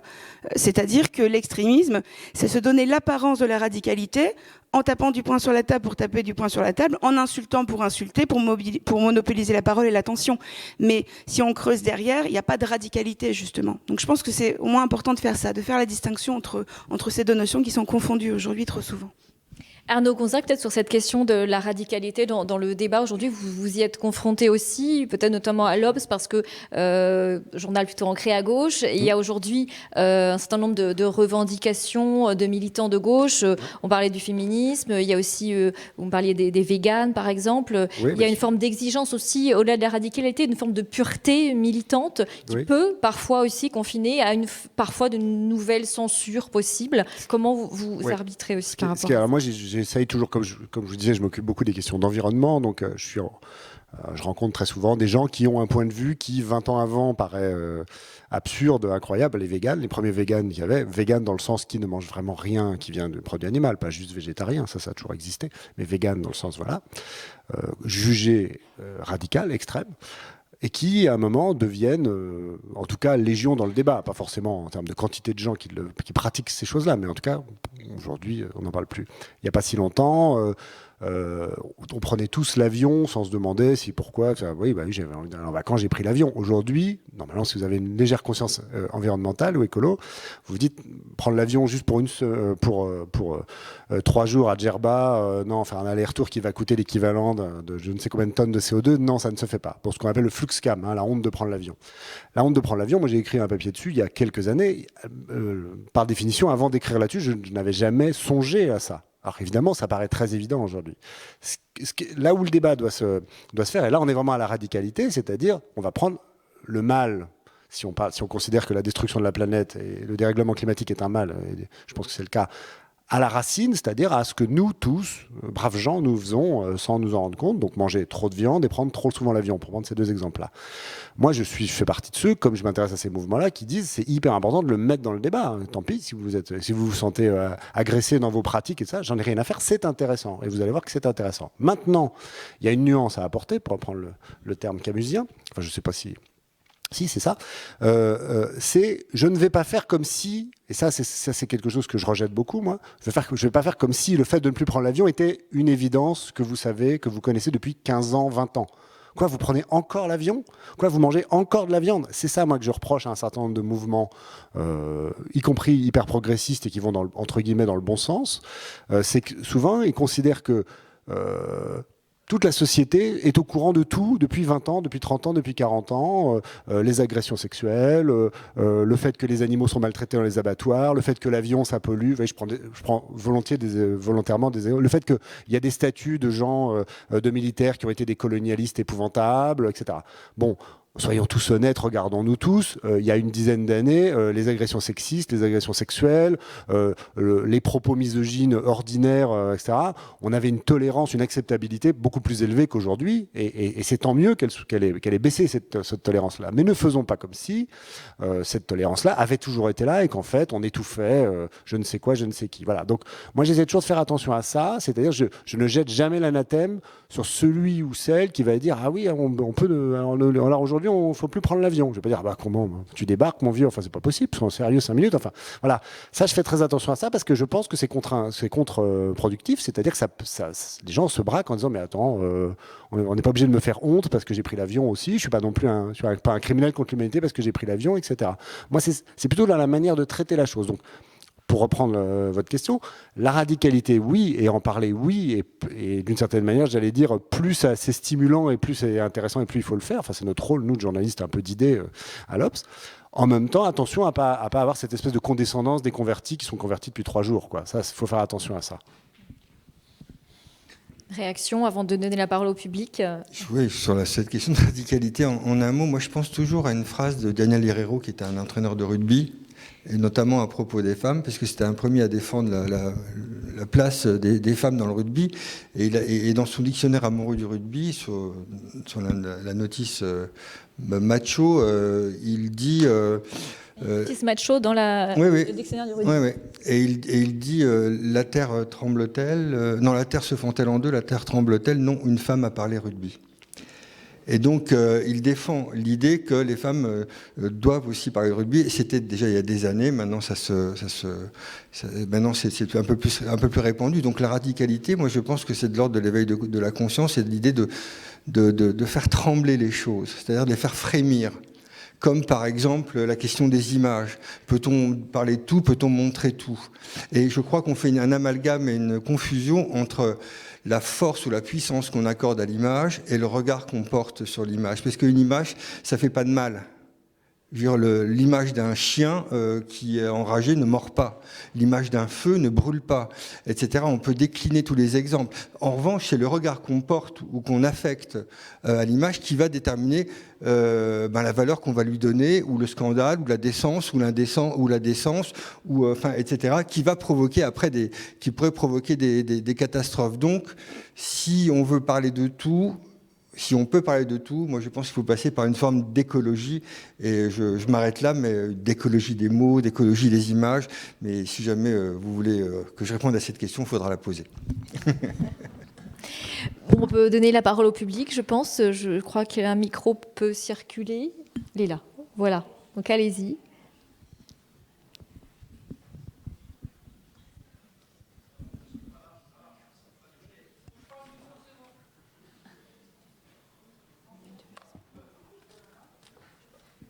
Sinon, on a d'autres micros arables là. Mais on va mettre sur on. Ça a l'air de marcher, oui. On vous entend. Sur on, c'est mieux. Hein. Alors, merci beaucoup pour ce débat. Alors, peut-on débattre de tout? Est-ce qu'on peut tout dire? Ça aussi, hein, c'est une question. Est-ce qu'on peut tout dire? On se souvient bien sûr de Desproges, on se souvient de Coluche, etc., qui étaient... Alors voilà, la question aussi, est-ce que Desproges et Coluche aujourd'hui seraient complètement censurés? Alors que Coluche a été censuré aussi, faut pas le nier. Alors, est-ce qu'on peut tout dire? Est-ce qu'on peut être grossier? De temps en temps, ça fait rire. Mais il y a des grossièretés inacceptables, des grossièretés en politique, des grossièretés féministes, des grossièretés... Et quand je dis grossièreté, vous m'entendez, c'est pas... Voilà, c'est pas de la vulgarité. Et voilà, ça aussi, c'est une question qui est importante. Moi, je crois qu'on ne peut pas tout dire tout le temps, voilà, mais c'est une question. Votre question, c'est est-ce qu'on peut tout dire tout le temps? La question est assez large. Je crois qu'on a dit plutôt non.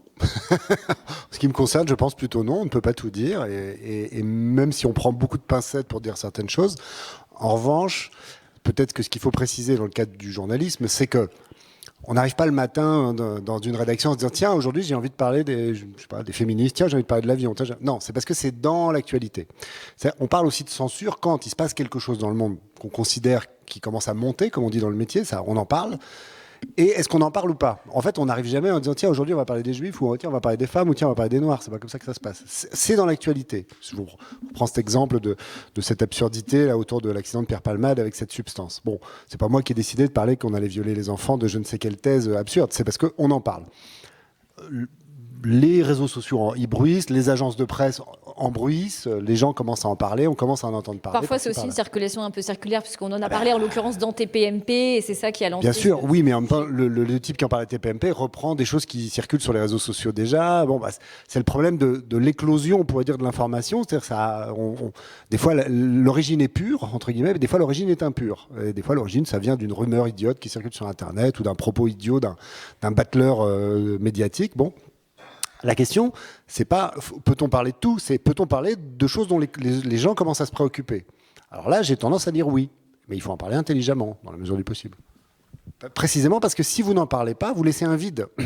et que ce vide, il va être très très vite rempli par les gens qui ont beaucoup de choses à raconter, qui peuvent être des imbécilités. Si vous vous placez d'un point de vue déontologique, journalistique, et vous dites, on va amener sur, par exemple, cette rumeur absurde autour de Pierre Palmade, des éléments factuels en montrant que ça n'est pas possible, que ça n'existe pas, que ça n'a jamais existé, que ça repose sur rien du tout, ou que voir que c'est une vieille rumeur qui date du 19e siècle, ou même avant, du Moyen-Âge, parce que c'est ce qu'on disait des Juifs au Moyen-Âge.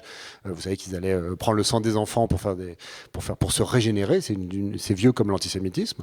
Là, vous donnez à des gens de bonne volonté, évidemment, vous donnez des éléments pour dire, bon, bah ok, je suis au courant que cette chose existe, bon, j'ai été contaminé par cette idiotie, mais n'empêche que j'ai le contrepoison en même temps. Voilà. Marlene Maessot, vous voulez réagir? En fait, je pense que pour répondre à la question puisque l'exemple c'était la question de la vulgarité gratuite en fait. La question des humoristes aussi est intéressante sur est-ce qu'effectivement on a tendance à dire qu'aujourd'hui il y a des choses qu'on ne peut plus dire, qu'à l'époque Coluche, des proches pouvaient tout dire. Voilà, est-ce que finalement on n'arrive pas vraiment à objectiver aussi? Est-ce que c'est le cas? Est-ce que c'est aussi une espèce d'une réaction un peu on a souvent une forme de nostalgie, c'était mieux avant? Est-ce que c'était vraiment mieux avant? Non, c'était pas. Enfin, de la même manière, quand on dit c'était mieux avant, Madame l'a très bien dit. Coluche lui-même avait été censuré sur certains de ses propos. C'est pas le seul d'ailleurs. Hein. On pourrait même, je sais pas s'il faudrait peut-être faire la recherche. Voilà. Non mais je suis pas persuadée qu'on le soit plus aujourd'hui. Au contraire. Mais je pense que comme aujourd'hui, il y a peut-être plus de personnes qui peuvent prendre la parole, puisque l'espace médiatique est quand même plus étendu, il est plus diversifié, il y a peut-être plus de visibilité de ce phénomène parce qu'il y a plus de personnes, en fait, c'est tout. Mais c'est un effet de loupe. Après, sur la question, par contre, justement, parce que vous avez pris l'exemple des humoristes, mais vous avez aussi parlé de vulgarité féministe. Enfin, vous voulez dire vulgarité des féministes, parce que la vulgarité en elle-même n'est pas féministe. Je pense que ça rejoint ce que je disais sur la radicalité. Pour moi, la radicalité, elle est la radicalité au sens propre du terme, au sens en tout cas où je l'entends, par distinction avec l'extrémisme. Elle est rendue nécessaire par la radicalité du mal traité, donc du problème traité. Ce qui veut dire que si par exemple vous tombez dans l'extrême, c'est-à-dire quand imaginez vous mettez en politique ou ailleurs à insulter quelqu'un et que la seule raison d'être de cette insulte, c'est justement insulter pour insulter. Quand cette insulte n'a pas d'autre fonction, ne fera absolument pas avancer la cause pour laquelle vous êtes engagé, là effectivement, j'ai envie de dire non seulement on ne devrait pas, mais en plus, les personnes qui font ça en se disant en même temps, c'est pas plus grave que des femmes qui sont agressées. Souvent, c'est ce qu'on m'a dit. Oui, en même temps, il faut arrêter de vouloir polisser le discours. Moi-même, parfois, je m'énerve quand on essaye mais il faut arrêter de polisser le discours. C'est pas aussi grave que les agressions, c'est pas aussi grave que la cause pour laquelle je combats et qui m'a fait dire ça. J'ai envie de dire, le problème avec ça, c'est qu'à partir du moment où vous autorisez ce genre d'extrême, à partir du moment où vous autorisez ce genre de glissement, vous le légitimez pour tout le monde.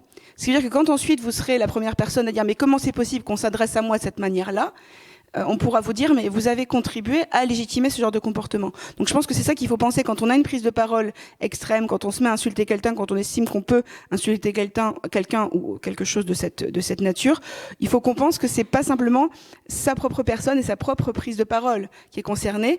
On peut potentiellement légitimer quelque chose qui ensuite va pouvoir se retourner contre vous-même. D'autres questions? On vous donnera la parole peut-être après pour répondre. D'autres questions dans la salle?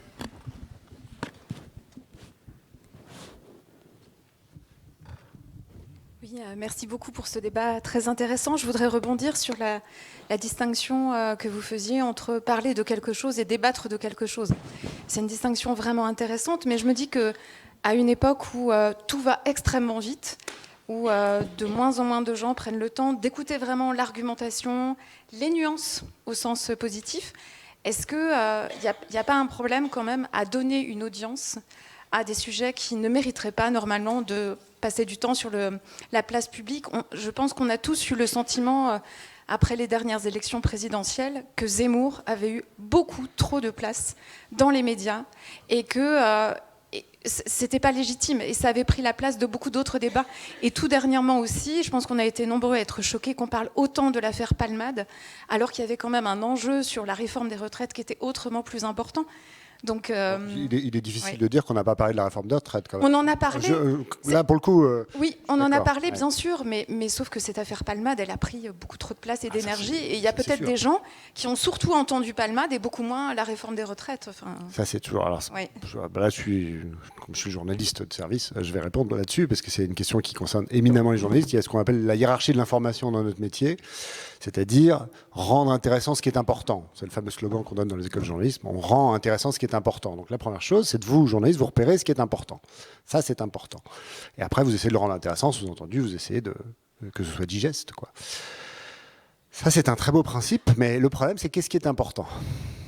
Alors là, moi, j'ai pas de certitude là-dessus. Ce que j'ai tendance à croire, pour reprendre l'exemple de Zemmour, c'est qu'il y a deux écoles qui considèrent la montée, l'éclosion du zemmourisme, et voilà. Et moi, j'appartiens plutôt à une école qu'à une autre, mais je dis pas que je suis sûr de moi là-dessus. Il y a deux écoles. La première école, c'est de dire Zemmour est un produit de Bolloré, du groupe Bolloré, qui cherche à attiser les haines, etc. Et donc, l'a mis partout au milieu de tout pour faire monter les choses et que ça fonctionne. Et puis, on a créé une créature médiatique. Moi, j'adhère pas tellement à ce discours-là parce que je crois pas tellement à la puissance médiatique. Ça fait plus de 20 ans que je fais ce métier. Ça m'a rendu très modeste sur la puissance médiatique. Quand vous écrivez votre 9e papier sur le réchauffement climatique et que les choses ne changent pas très vite, vous voyez bien que finalement, c'est ce qu'on a envie d'entendre qui va parmi le grand brouhaha médiatique. Tout ce qu'on dit, les citoyens ordinaires retiennent ce qu'ils ont surtout envie d'entendre, ce qui les intéresse le plus. Voilà. Bon. Donc, il y a la deuxième école à laquelle j'appartiens plutôt, qui est de dire Zemmour, pour X ou Y raisons, qui sont des raisons sociétales sur lesquelles on ne va pas rentrer, il a été capable de produire un discours qui a trouvé une adhésion chez un certain nombre de gens, y compris des gens hyper diplômés, qui se sont mis à réécrire l'histoire de France pour plein de raisons. Voilà. Bon, je ne vais pas faire une histoire de sociologie du zemmourisme. Et que il n'a pas eu besoin des réseaux sociaux pour vendre, je donne le chiffre, je crois qu'il est approximatif, mais 400 000 exemplaires du Suicide français, qui est un livre avec des pages, qui est acheté par des gens d'un certain âge.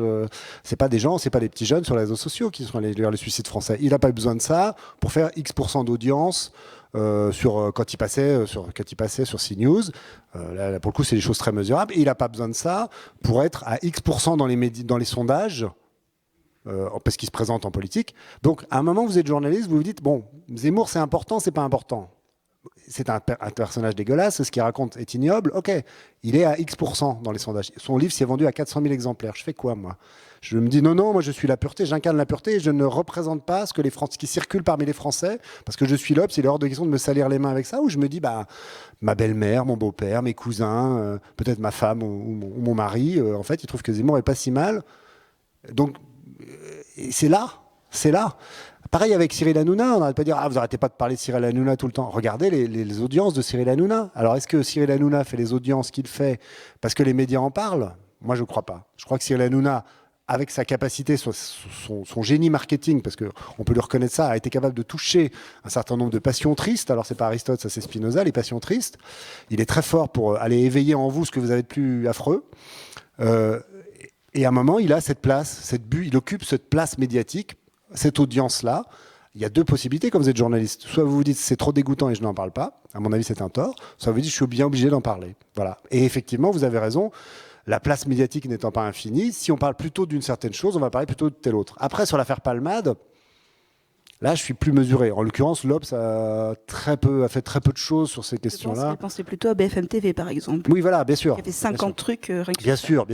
Et là, effectivement, dans ce cas-là, on est comme dans certains faits divers épouvantables, type affaire Grégory dans les années 80. C'est-à-dire qu'on se met à entretenir, je dis on, collectivement, nous les journalistes, parce que je vais pas me dédouaner de ce que font les gens de la profession, on se met à entretenir quelque chose qui est à la fois stérile, inutile, sale et laid. Voilà. C'est comme ça. On est des humains et je dis collectivement, on participe des fois à des choses qui n'ont effectivement pas d'intérêt. Mais pas systématiquement. Et je vous demande vraiment tous de réfléchir à cette idée. Est-ce que Zemmour, c'est une créature médiatique ou est-ce que Zemmour, c'est quelqu'un qui d'abord fonctionne auprès des gens, auprès de vous tous, nous tous, qui touche quelque chose et puis après, les médias le voient, le constatent et puis vont s'en emparer parce que c'est un truc qui monte. Je crois plutôt à la deuxième option, moi. Et ça dépend aussi en parler. Qu'est-ce que ça veut dire ? On peut aussi en parler pour déconstruire son discours. C'est quand même en parler. C'est quand même faire du bruit autour de Zemmour. Ça participe de ce que vous dites, madame. C'est-à-dire on n'a parlé que de ça. Si, à partir du moment où je vous dis l'affaire Palmade, il y en a marre, on ne parle que de ça, c'est insupportable, j'en parle. Je remets une pièce dans le Alors n'en parlons plus. Prochaine question. D'autres questions ?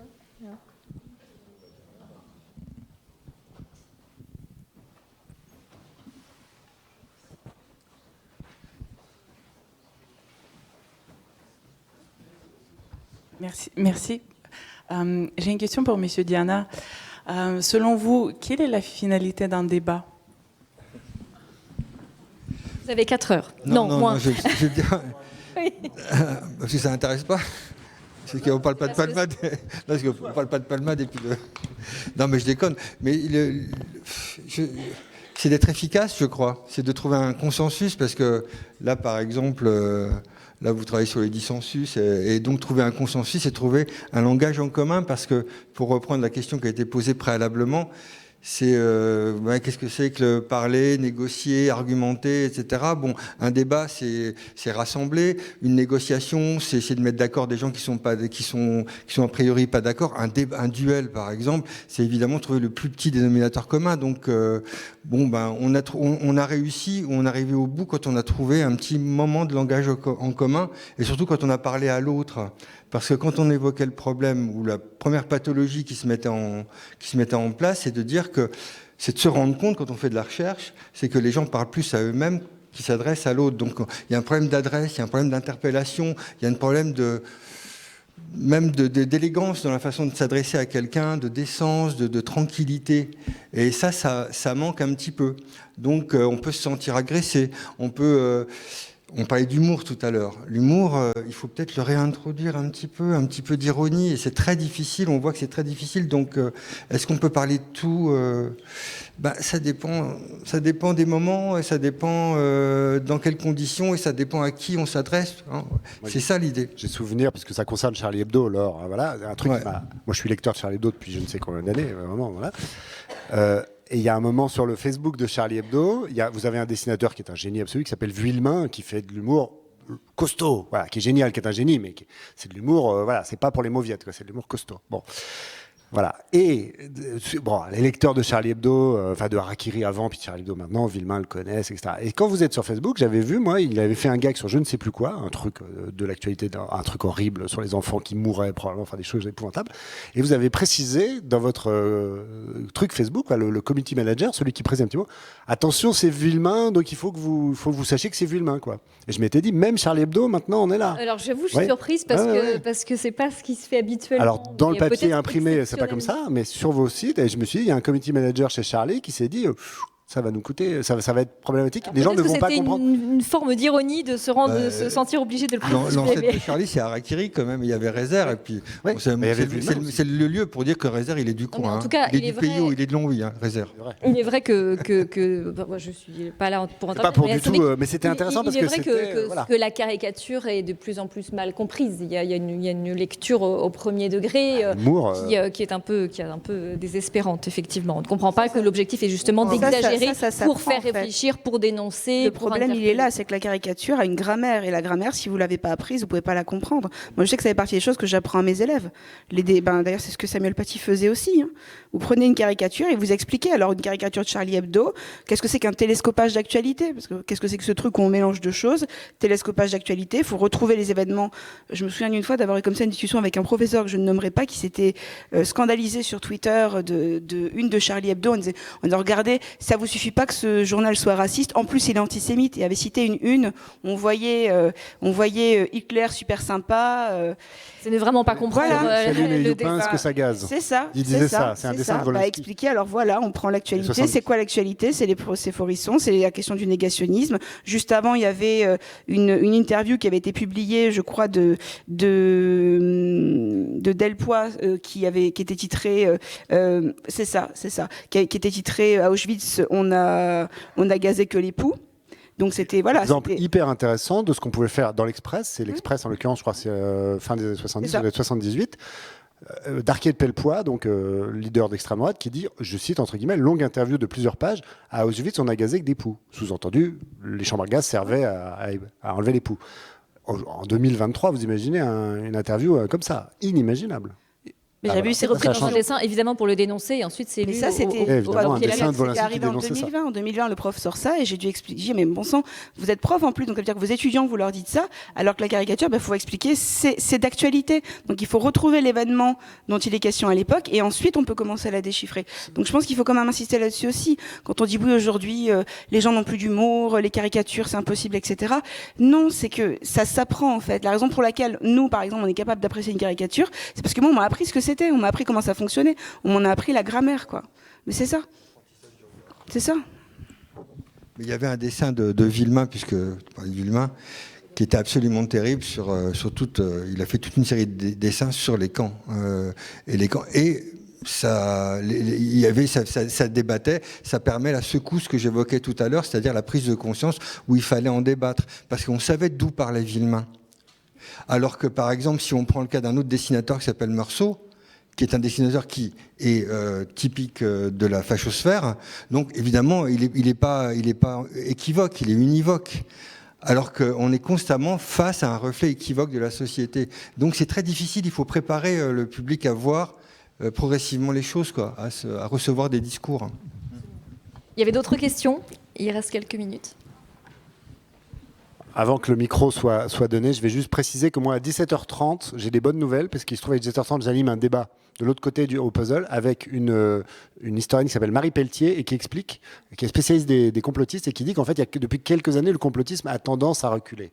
En France, en tout cas, parce que précisément, il y a un travail pédagogique qui commence à être fait, notamment dans les médias, à l'école, etc. Donc, voilà, faut pas non plus imaginer que le complotisme avance, que tout avance. Enfin, ce travail pédagogique, il est en train d'être fait et il est possible, il est espérable que les caricatures aussi, à un moment, on va aussi comprendre ce qu'il en est, quoi. J'espère. Un peu plus la définition du complot qui a été donnée, qui était vachement bien par comment s'appelle Mendes France, hein, qui dit quand même le complot, de toute façon, n'a pas besoin de preuves. Dès l'instant où on apporte une preuve à un complotiste, le complot s'arrête de lui-même. Il n'existe plus. Donc le complot est obligé de passer d'une négociation à une autre, d'un argument à un autre argument. Donc la preuve tue le complot. C'est ça. Comme on ne fait pas un débat sur le complot, je voudrais que le public... Je me suis fait de la pub, pardon. Il y avait une question. Allez-y. Alors, vous avez déjà donné tous des avis très intéressants. Cependant, il y a une chose qui me chiffonne. Votre finalité a été de dire on ne peut pas débattre de tout, ni avec tout le monde. Or, aujourd'hui, nous sommes en démocratie, la Vox Populi est donc reine. Donc, vous, dans votre conclusion de dire on ne peut pas débattre de tout, ni avec tout le monde, est-ce que cela n'occulterait pas une partie de la vie du peuple et donc, n'est-ce pas antidémocrate ? C'est toi qui l'as dit. Ah bah non, mais c'est moi qui ai dit ça ? Oui. Bon, alors je vais À aucun moment j'ai dit ça, moi. Bon. Allez, La réponse est oui. Réponse. Il faut absolument. La démocratie, c'est pas tout le monde qui parle pour dire n'importe quoi dans n'importe quel sens, etc. Il y a un certain nombre de lois.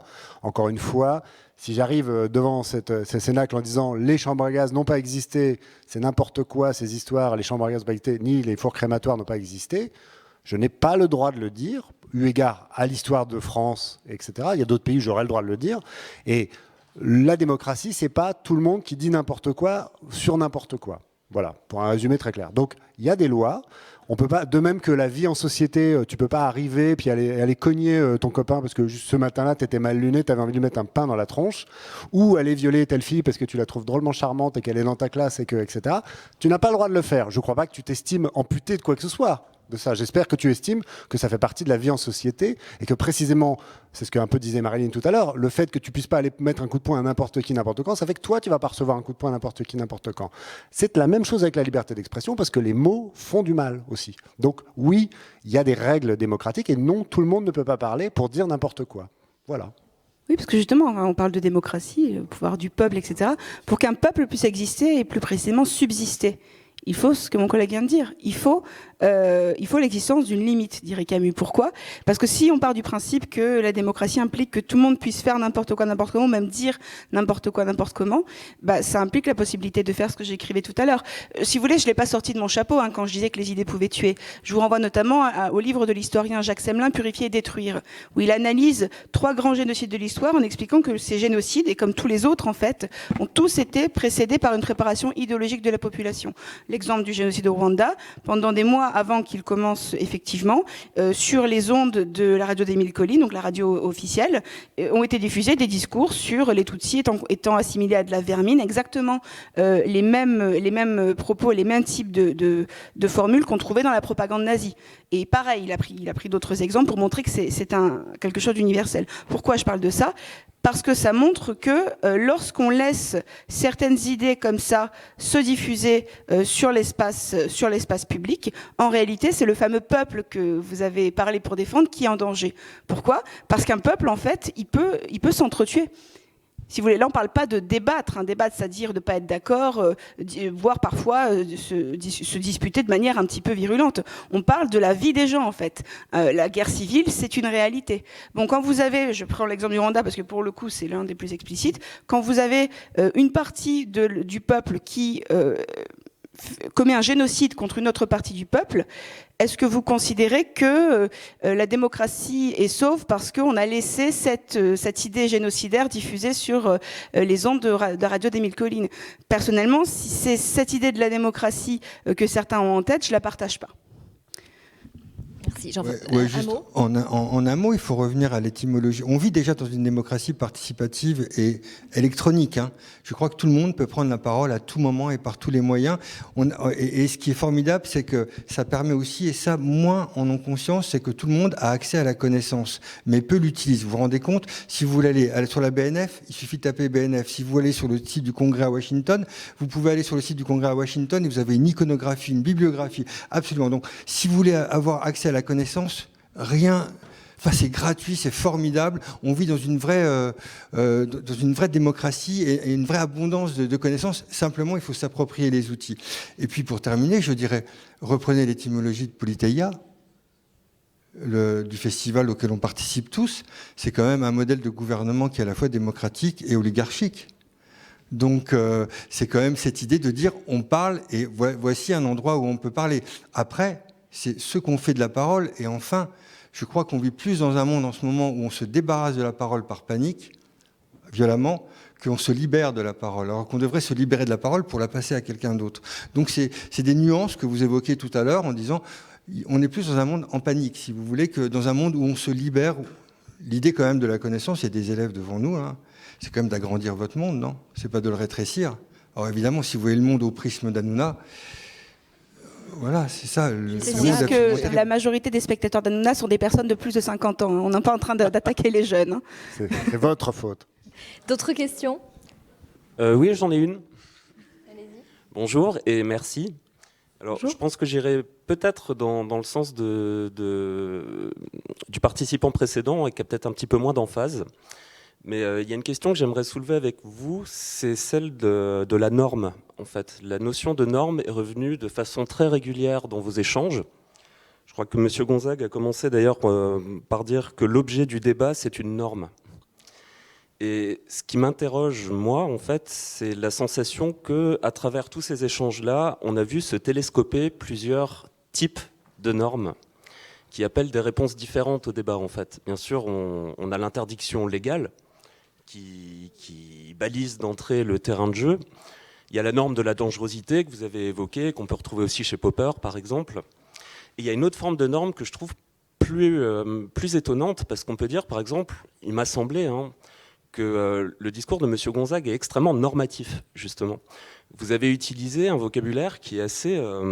comment dire ? J'ai pas pu m'empêcher de prendre quelques notes, quoi. Mais j'espère que vous écrirez une thèse sur moi dans pas longtemps. On va commencer par un mémoire de master. Alors, vous avez parlé d'idées moches, vous avez parlé d'idées fantasques, que vous opposez à des idées chouettes, ce qui me semble être plutôt un critère d'appréciation esthétique que rationnel, en fait. Et quand on dit, je termine juste, quand on dit que beaucoup de personnes aujourd'hui expriment leur regret de ne pas pouvoir débattre de tout, est-ce que ce n'est pas une manière aussi d'exprimer leur frustration d'être exclus des processus de détermination des normes du débat, en fait? Alors, pour reprendre le terme moche que je garde, chouette que je garde, et j'ai même dit laid, d'abord, la laideur, je l'ai appliquée à ce que nous, on fait des fois les médias. Ça, vous l'aurez noté dans votre master, j'espère. Et surtout, j'ai pris un exemple en disant, si je vous donne 2 exemples d'articles, nous tous ici, moi compris, nous allons aller dessus. Je n'ai pas stigmatisé certaines personnes qui seraient infantilisées en disant, elles ne sont pas compétentes, contrairement à nous, les journalistes si intelligents. Nous tous, on est comme ça, c'est la nature humaine. On va vers, c'est l'effet de l'accident, encore une fois, on a tous vu ça, il y a un accident au bord de l'autoroute, on regarde. On a beau avoir honte de le regarder, on le fait. Donc, cet critère esthétique, c'est un critère moral, absolument. Il y a des idées qui sont des idées que moi je partage, qui sont des idées progressistes, démocratiques, libérales, qui sont les idées qui vont dans le bon sens du vivre ensemble, et puis il y a des idées qui sont des idées moches de, je sais plus comment vous disiez, Jean-François, les idées noires et les idées, comment c'était ? Lumineuse. Paroles sombres, voilà, les paroles sombres et les paroles lumineuses, voilà. Bon, il y a des paroles sombres et des paroles lumineuses, et c'est très bon de caractériser. Donc oui, je suis normatif, absolument normatif, complètement normatif, puisque je n'ai pas l'hypocrisie de dire je parle du ciel comme Zeus qui écarte du nuage pour venir vous parler, vous simplement. Non, je suis inclus dans une société avec un certain engagement, avec un certain parcours, avec un certain regard, et on est tous là. On est aujourd'hui dans une démocratie libérale qui vaut ce qu'elle vaut, mais qui est celle-là, avec un certain nombre de valeurs qui valent ce qu'elles valent, mais que nous partageons, et qui évoluent sans cesse. Donc voilà, moi je suis le reflet, en tant que journaliste, je suis aussi le reflet de ce qui à un moment se passe dans la société, se dit dans la société. Je ne parle pas avec des grands ismes et avec des mots qui ont des majuscules. Moi, je parle avec ce qui se dit à un moment et ce qui se fait à un moment. Et ça change tout le temps. Et tant mieux que ça change tout le temps. Voilà. Mais je m'inclus dans le constat de mochité, quoi. Oui, pardon, je reprends la parole, si vous permettez. Moi, j'ai pensé également à cette forme de... Bon, je ne sais pas si c'est de la censure, enfin de bien-pensance, voilà, qui fait qu'on ne dit plus les 10 petits nègres. Je ne sais plus comment ils ont traduit ça, ils ont traduit autrement. Et ils sont en train de réécrire plein de bouquins pour enfants ou pas, où il y avait des choses épouvantables, où on battait les petites filles, on les fouettait, etc. Et aujourd'hui, on ne peut plus. Alors là aussi... c'est peut-être pas tout à fait dans le sujet de cette table ronde, mais il y a une espèce on lisse beaucoup de choses pour ne pas choquer, pour être dans le ton, dans la nuance, voilà, dont on parlait tout à l'heure. Il n'y avait pas de question, je mets ça sur la table. Et je me tais. Oui, alors nuance, je dis juste pas dans le sens, c'est le réflexe, je dis ça automatiquement, pas dans le sens qu'amusant du terme. Prendre l'exemple que tu viens de citer, l'exemple de Roald Dahl.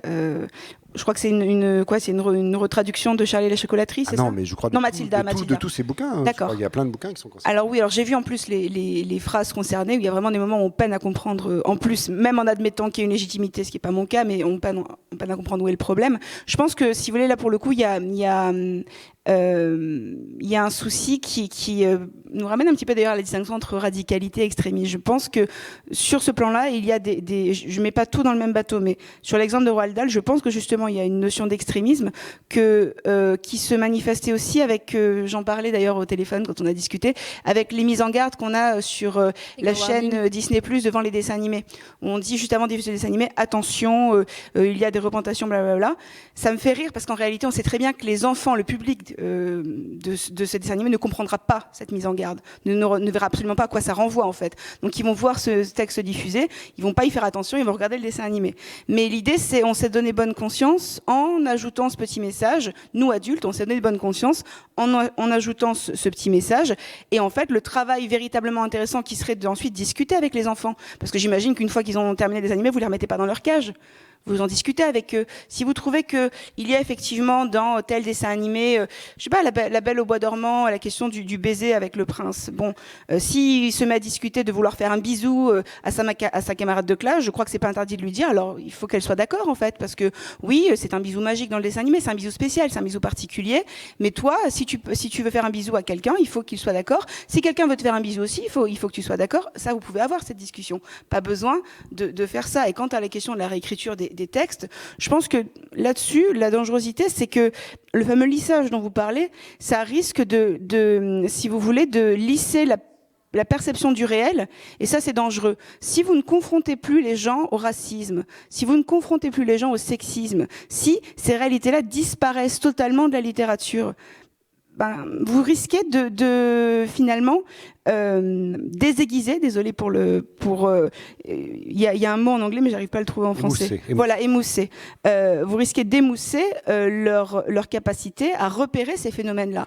Donc moi je suis plutôt de l'école qui consiste à dire laissez ces réalités-là là où elles sont et remettez-les dans leur contexte et discutez-en. On parlait de débat, donc finalement ça revient quand même à la question de notre discussion aujourd'hui.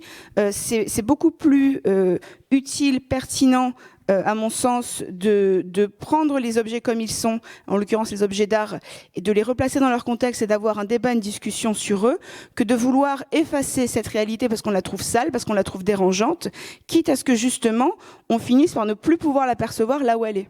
En tout cas, c'est juste mon... À gauche, ce discours est compris. Ouais. Est-ce qu'il n'y a pas un risque qu'à gauche, il y ait une forme de nouvelle censure qui se mette en place? Je sais pas, parce que je ne représente pas la gauche. Moi, je suis de gauche, mais je ne représente pas. Alors, je sais pas, on verra. Peut-être que si quelqu'un entend ce que j'ai dit là et que demain, je suis blacklistée quelque part, on pourra vous répondre. Mais moi, si vous voulez, je suis très pragmatique de ce point de vue-là. J'ai envie de dire, je partage les valeurs de la gauche puisque j'y suis. Par contre, là, c'est très pragmatique. C'est la question des méthodes. Est-ce que c'est efficace? L'histoire, j'ai pris l'exemple de l'histoire du petit message, du petit bandeau devant les dessins animés Disney. Ça, c'est vraiment quelque chose de marketing. C'est pour se donner une bonne conscience, mais ça n'a aucune efficacité sur personne. En revanche... Procès, non, peut-être aussi. C'est peut-être pour Roald Dahl, il y a peut-être un truc pour éviter les procès, c'est encore plus lâche que... Il y a des personnes qui s'en sont réjouies en disant « Ah, enfin, vous voyez, on fait attention à... » De la même manière, vous enlevez ces phrases-là des livres de Roald Dahl. Honnêtement, est-ce que vous aurez fait quoi que ce soit pour lutter contre le racisme, le sexisme? Je pense pas. Je pense qu'au contraire, si votre enfant, vous lui faites lire ça, vous lui dites tu vois, tel endroit, il a écrit ça, en fait, c'est parce qu'à une certaine époque, blablabla, mais aujourd'hui, voilà comment ça a évolué. Là, vous allez vraiment avoir un effet. Donc, je pense que même quand on est d'accord sur les causes et sur les causes pour lesquelles on veut lutter et sur les combats qu'il faut mener, le minimum nécessaire, c'est qu'on puisse être en désaccord sur les méthodes, quoi. Je crois qu'il faut fabriquer des anticorps. Et des anticorps qui permettent de recevoir tout type de discours parce qu'on est confronté, la réalité, elle est bruyante, donc elle n'est pas seulement lisse, on ne peut pas protéger les gens malgré eux, donc ces anticorps permettent justement de recevoir et de s'approprier et de comprendre ce type de discours. Et c'est effectivement, donc ça revient à une question qui est posée de façon différente par plusieurs d'entre vous, c'est il faut réunir les conditions, il faut construire les conditions d'un débat, d'un échange. Et c'est très difficile en ce moment parce qu'on vit dans une société qui est liquide, une société qui est extrêmement transparente, qui joue sur la transparence, sur la dictature de la transparence. Donc on peut difficilement être dans quelque chose de rugueux. Parce qu'on n'admet pas l'erreur aussi. On peut avoir une parole malheureuse, on peut entendre une parole malheureuse et on ne peut pas être prêt à entendre une parole malheureuse, être trop sensible et la prendre pour quelque chose, pour une généralité, alors que ça n'était qu'une parole malheureuse ou alors ça n'était que de l'humour. Donc j'en reviens à ce que tu disais sur les médias ne sont pas si puissants que ça. Une dernière question ? Bonjour. Alors, vous êtes ensemble tous les deux ou on fait partie du même établissement scolaire. C'est ça, oui, c'est ça. Ouais, d'accord. Vous écrivez pas la thèse ensemble, non? Non, ça ira. D'accord. Moi, ce ne sera pas une thèse que j'ai à écrire. C'est juste que j'ai remarqué quelque chose, en tout cas depuis le début de ce débat, justement. J'ai l'impression, en tout cas, j'ai le ressenti qu'on infantilise, justement, vous aviez donné un contre-argument en quelque sorte tout à l'heure, mais qu'on infantilise beaucoup la parole du peuple, de la nation, en fait. On ne peut pas débattre, vous aviez donné, comme tu disais tout à l'heure, par rapport à la démocratie, tout ça, on ne peut pas parler de tout avec n'importe qui, à n'importe quel moment, tout ça. Mais justement, on avait parlé aussi des extrémismes. Justement, si on ne laisse pas ces discours se créer et que ces personnes-là, en fait, fassent l'erreur de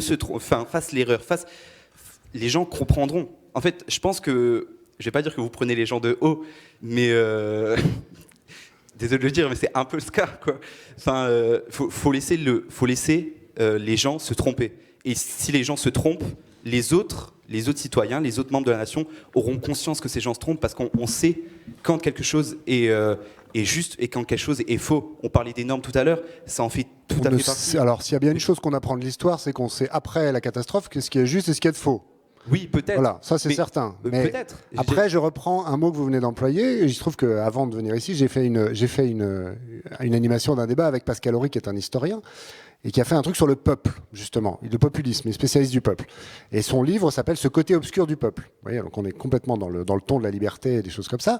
Il montre que le peuple, pour prendre cet exemple, qui est sacralisé exactement comme vous venez de le faire, c'est très souvent, on prend ces vessies pour des lanternes. C'est-à-dire que cette idée que le peuple, la rue, les Français savent tout, mieux que tout, ont raison de tout, savent tout, ils sont... C'est pas ce que je voulais dire. De Ce sacralité. que j'ai dit, Ah, si je les prends de haut, c'est qu'ils méritent la parole du peuple. C'est surtout ça, en fait, que je Le voulais peuple, dire. ça n'existe pas. Qui le peuple Le peuple, ça n'existe pas. Ah, c'est Il qui est le ici, peuple il est là, Bah, je sais il est pas, dans les j'ai une carte médias. d'identité il est- française, je suis français, je fais partie du peuple Bah français. ouais. En tout cas, c'est ce que j'estime. Ça, c'est le peuple. Mais ça n'existe pas. Ça, c'est vous comme individu. C'est pas le peuple. Un peuple, Ah, c'est oui, un mais oui, singulier. mais C'est toutes les personnes qui font une partie de cette entité. salle, qui ont une carte d'identité française, sont parties du peuple.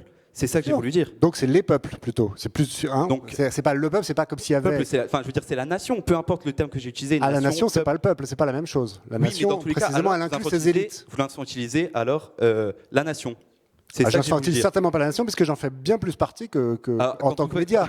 Vous faites partie. Non, mais- vous estimez au-dessus de moi en tout cas. Alors c'est ce que vous êtes en train de dire. Pas du tout. Bah, si, vous dites Restons que vous dans faites des plus termes bien. de débat, justement. Non, mais- Je suis nuancés. content, je suis content que, je suis content que le peuple Non, mais se soit indigné de ce que vous venez de dire, parce que j'ai pas besoin de répondre. Vous comprenez non, pas mais- ce que je veux dire en non, fait. non, depuis Mais tout à l'heure, je comprends et très bien ce que c'est- vous voulez dire, j'essaie d'y répondre. Mais Quand vous dites infantiliser, juste quand vous Oui, dites bien sûr. infantiliser, on n'est pas en train d'infantiliser. En tout cas, personnellement, je ne pense pas infantiliser. Je constate quelque chose qui a été documenté par les spécialistes.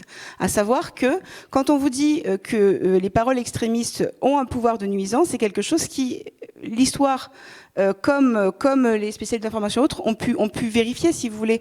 Donc, c'est pas infantiliser, c'est présumer une ignorance. C'est partir du principe que de toute façon tout le monde est plus con que soi, par exemple. Là, c'est pas le cas. Là, on constate qu'à l'échelle de l'histoire, regardez les exemples que j'ai pris. Enfin, j'ai quand même pas pris les exemples les plus light, quoi. Les exemples de diffusion de thèses complotistes ou de thèses racistes au sein d'une population, c'est quelque chose qui a pris et qui continue à prendre aujourd'hui. Les génocides, c'est pas quelque chose qui appartient au passé. J'ai pris l'exemple du Rwanda, mais vous regardez ce qui se passe en Russie dans le cadre du combat, enfin de la guerre en Ukraine. Vous regardez ce qui se passe en Tchétchénie vis-à-vis des homosexuels. Ces idées-là, que vous le vouliez ou non, elles prennent. Moi, je voudrais qu'elles prennent pas, si vous voulez. Et je suis pas en train de dire, moi, je suis. Mais du coup, vous coupez l'herbe sous le pied de toutes les bonnes idées. Mais Pardon non, parce que précisément, infantiliser le peuple, c'est dire le peuple a raison. Aux idées extrémistes féminisme. Dans Dans ce cas, on coupe l'herbe sous le pied, on dit ok, on parle pas de ces trucs-là parce que c'est extrémisme. Personne n'a dit C'est qu'il fallait pas en parler. Moi, j'ai pas arrêté de dire qu'il fallait parler même des choses grotesques. Non. Mais de dire qu'elles sont grotesques, c'est pas la même chose que vous êtes en train de dire. De dire ne pas en parler. Moi, j'ai jamais défendu la censure. Vous m'avez pas entendu dire ça. J'ai dit on doit en parler pour dire que c'est grotesque. Être normatif, comme l'a Tout dit le monde votre ne peut pas collègue. parler Oui, de- normatif. Ce que vous venez de dire, le peuple singulier, ça, c'est l'infantiliser. Moi, ce que je dis, on est moche et on est beau en même temps, ça, c'est considérer qu'on est tous complexes. C'est le contraire de l'infantilisation. C'est On considérer a qu'on est des dépassé êtres l'horaire. sophistiqués. Alors, je ne sais pas s'il y a des organisateurs Ouais, on va devoir où on terminer. doit capable de libérer la salle ou pas. Le Je sais populisme, pas. c'est Non, ça va. l'infantilisation du D'accord. peuple. Bien, au risque d'une grande frustration, on va devoir cesser de parler, débattre, et je vous laisse conclure. Non, bah écoutez, on a déjà dépassé l'horaire, donc je pense que voilà, il n'y avait pas d'autres questions. Je ne veux pas qu'il y ait de frustration dans la salle s'il y avait des personnes qui voulaient absolument poser des questions. Il n'y en a pas. Bon, bah merci à tous.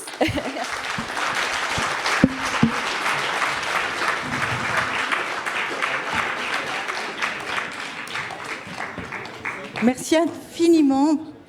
Et je vous invite à profiter de la présence des auteurs lors de la séance de dédicace.